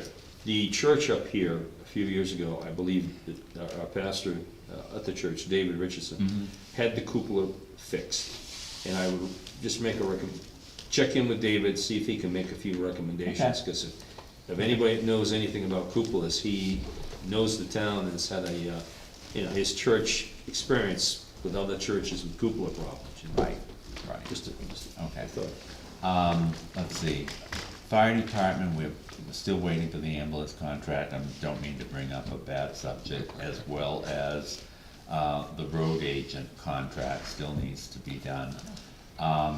The highway road committee has been formed, and, we have a very distinguished member here. I don't know if you've met yet, though, you probably haven't, no. Yes, the phone numbers the last week. Okay, all right. Who's on the committee? Dean? Lieutenant Well, there's Mitchell, Emmett, there's Phil Mitchell, there's Steve, and there's Dean. Did I miss anybody? Yeah, okay. No, Phil, the chief, Emmett, That's the crew. Code enforcement officer, we talked about that one. The solar array has been mowed. We talked about the cemetery lots. Let me ask you quickly about the solar array. I know it's been mentioned many times, the panels, they've got a, like, corrugated backing that has been there to hide the cables that has come off in several times on different places. As part of the energy committee, we've put them up several times, and of course, eventually more just come off. Those are basically just a cardboard with a coating. You can get ones that are coroplast or just plastic corrugated, that would last longer. But it is just a visual appeal thing. It's not really protecting anything, because anything that's there is protected from weather anyway, except for maybe prolonged direct sun exposure, but it's underneath panels, so it doesn't matter. That would be something where we should probably have a discussion on if we want to do something, redo that on the back and make them all match and be nice again or not. But that would be replacing it like with coroplast or something like that instead of what's there and coming off. I'm not sure if I understand, but on the underside of the panel, you're saying there's, So you've got the panels that are south-facing. yeah, Good night, Dean. On the back side, there's wiring. Yeah. And then there's basically a cardboard that's been screwed to the back of Oh, okay. the mounting to hide all of that I and see. just make it flat white. Oh. It does nothing other than make it look better, but. Should it's I, a- is It's a that- common thing, and it has been brought up of, oh, your panels are falling apart in the past and things of that nature. Should I talk to, I mean, is that the energy committee that we need to start that with, or is that? It could be Who the would I energy talk to? committee, it could also just be considered maintenance. But it's more, do we want to do that, or do we just wanna remove the stuff that's kind of falling off and let it be? Cause either one is okay, we just shouldn't have something hanging off of it, 'cause Okay, so would it be, I'm just wondering which, that could be energy entity I would committee, it start. could be here, either Okay. one. okay, all right, I'll figure that out. Yeah, good. Maybe ask Marty if he wants to have a meeting about it, and if Okay. not, bring it up here. Okay, thanks. So the bridge, is going really well, knock on wood. They say it's gonna be done by the end of November, but we think it's going to be sooner. We did get a couple of payments this week, or within the last week. And right now, we only have 3 bills that I'm waiting to claim, because we just paid them and I don't have the checks back from the bank yet. And then I have 3 requests out that are totaling over $900,000 that I expect soon. The state has been very helpful at DOT with this project. And one of the things that I was going to do before I go on my extended soiree was to kind of come up with my written plan of how I suggest things happen while I'm not here. And That'd be great. And one of them is this project, but I think I probably will be able to have everything that I can claimed. And then it does take sometimes between 8 to 10 weeks before you get your money, even though they said it's gonna be 30 days, but.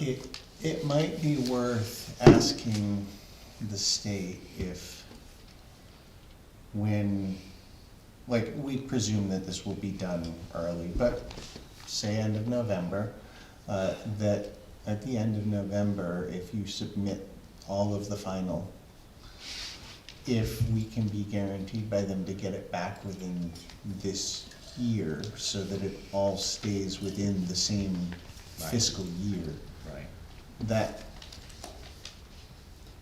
this, yes, it's a 30-day, but it's also going through holidays, but that seems like something that they would want to keep it in the fiscal year, so. Well, of course, they're in a different fiscal year. Right. And I would like to, that would be great if that happened, because it's a problem when it extends into another year. And my personal opinion, I don't think that's gonna happen. And I don't mean to be Excuse me. negative, but I certainly can talk to them. Yeah. So we did, you signed the note, and I'm hoping you're not gonna need it, because right now, we did get a couple others, and so we're okay for now. I mean, a couple other claims. Thank you for keeping on top of all that. That's a lot. It's a lot. Lot to do. Anyway, Yeah. oh, Speaking of cash flow, of course, the big elephant there is always taxes.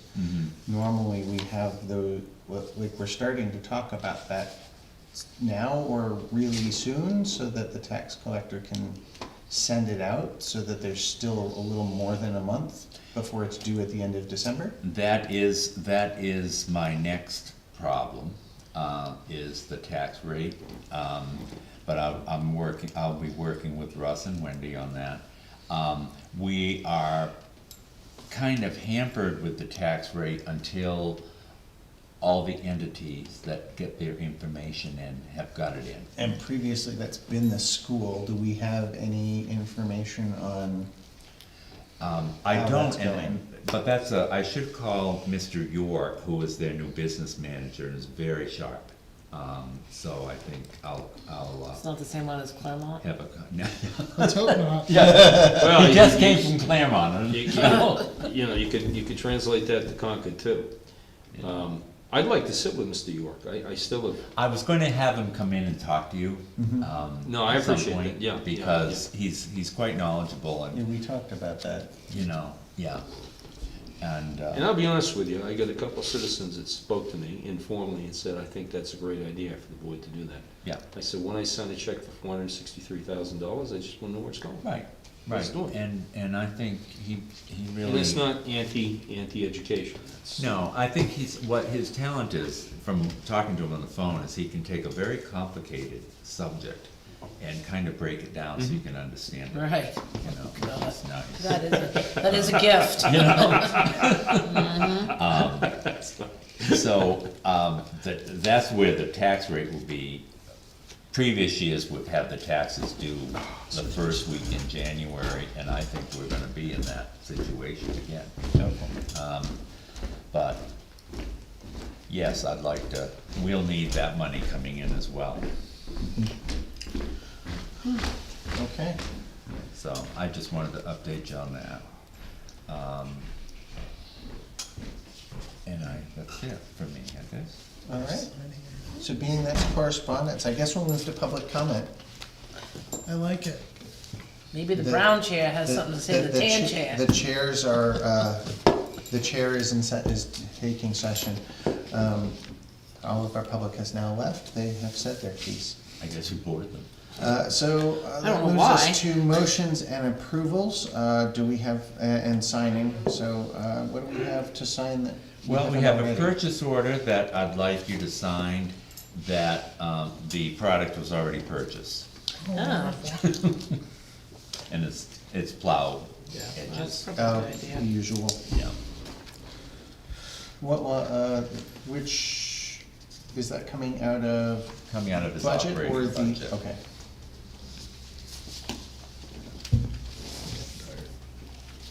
Yeah. I think there's a equipment fund as well. Anything under $1,000 is like $1 nowadays. True. Something that Don't used to say be that too loud. 1,500, now it's 3,000.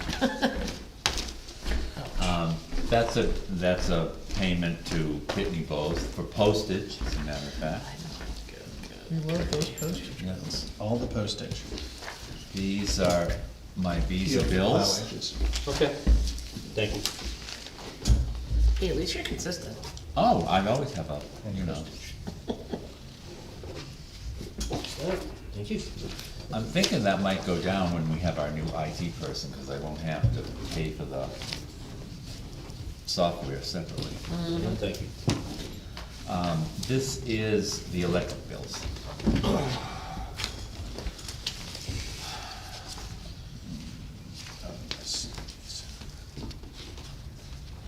I don't get to usually see some electric bill for a house. Wes, do we have zoning tomorrow night? We don't. No, And this planning board isn't is until, a deed for a cemetery plot. Is it planning board or zoning we go? we go to planning board. Planning board, I'm sorry.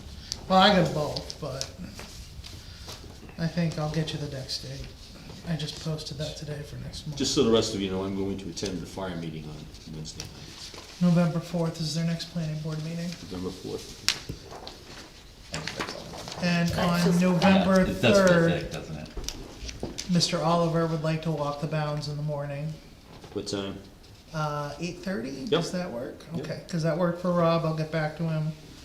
And then I'll set Well, I up. think we both have a day off that, not that I'm gonna be having many more days off, and a lot of days off, but with that being said, we have a day off, both of us do that day. So Yeah, I'll set up the end of that. pulling the plug.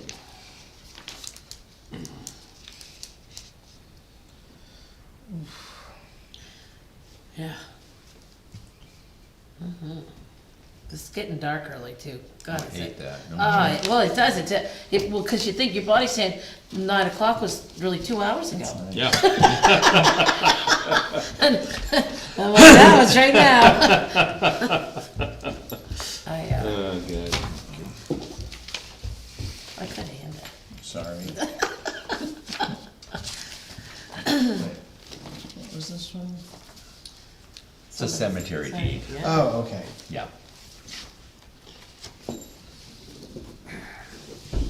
Would you like to bring up the, well, I think Dana and I talked about it, the dog request, I think we're good with that. The dog request, I think. we're good. Oh, Oh, yeah, that's a good point. yeah, I kinda made a decision on that, if you'd like, I can bring it up. But John and Kelly would like to, or Kelly would like to use the hall for dog training for a few hours at a few different times, and so John offered that they would make a donation to the town to do that. With residents, we don't usually charge for a lot of things, use the hall. And I don't know, I thought John, we did charge residents to use the hall. depends on what it is. It depends on what it is. Oh, You know, okay. I mean, sometimes we don't, but I couldn't come up with our $150 fee to use the hall for an hour or two didn't seem right. No, especially since it's usually, we do that because we have to pay Brenda to come in to clean the whole But hall. I have offered to pay, Yeah. to donate, if it's okay with you two, I've offered to donate $100, and the dog will not, Bloodhound's a well-trained dog, so he won't be, and if he did, we'd clean it up and, you know. Oh, this is so this isn't like a training session of dogs, this is you training. We're gonna a come in, dog. lock all the doors, and it's gonna be she, he, and me, and maybe a professional trainer, and we put boxes down, and he goes That's around cool. and does scent training for the boxes. Gotcha, okay. No, there's no, I didn't I explain it wouldn't very put the well, town I'm in that sorry. kind of situation. Well, I didn't even have a problem then. I'd rather have that's dogs a- than people. Oh, you're one of those. Well, they don't, they love everybody, and they usually don't talk back. No, he's a bloodhound, and he can get a little feisty, and he'll be just us and our trainer, and works with us, young woman that works with us, and no one else, and the doors will be locked, and we'll have to make a donation to the town. So I think I don't know how a donation would work, so I think we should, as we've done with other things, we should basically have the same contract and everything, and just write it up, and then have us decide that there's a reduced rate for a reduced amount of time or Okay. something. All right, We're happy to sign that, so. yeah, we can do that. Sorry to interlude there, but I didn't want to. No, that's good, I'm glad. Okay. Anything further on that regard? Not on that, Okay. Anything else that we need to sign? no. Okay, so that will move us to minutes and approval of those. Did everybody have a chance to Yes. go through them? I wasn't here, so. Were they all? I didn't see the spell You were, because I they're was? not all the same date. Oh, well, I only looked at the ones I wasn't Russ here. told me that I missed giving you one of the Yes. non-public, so I did that. The non-public you missed. Yeah. Sorry, the non-public you were here for. Yeah, you were here. Okay. Which should take you all 30 seconds to look at. Yeah, no, that's fine. I mean, I'm just hoping I that read my them. non-public lives up to Dana's standards. I think you're I read pretty them all. safe with that. No, I felt good with what I saw, so. You know. Okay, Mm-hmm. so Go for it. simply to keep them slightly separate, so Marlo can vote differently if she feels to. I would move to accept the non-public session minutes from September 22nd as written. I will second. All in favor? Aye. Aye. Aye. I did read this one. Alright, It does say it here. moving on, I would move to accept is that just out of order? No, okay. I would move to accept the public and non-public minutes from October 6th as written. I will second that. All in favor? Aye. Aye. All right. Does that conclude this evening, or is there further Did you to tell discuss? There's one more thing I would like to discuss after. I suppose we could do it non-public under personnel. Okay. Lock the doors. Where's the dog? So I would move that at 9:26, we enter into non-public session for personnel. I second. And that is roll call, so Dave Henley, yes. Marlo Herrick, yes. Yes, John Clark. Okay. And we'll stay. So, blunt as on per each usual, one. we will re-enter public session after this and then close the meeting. So you will not be missing anything, and there will not be a resumption.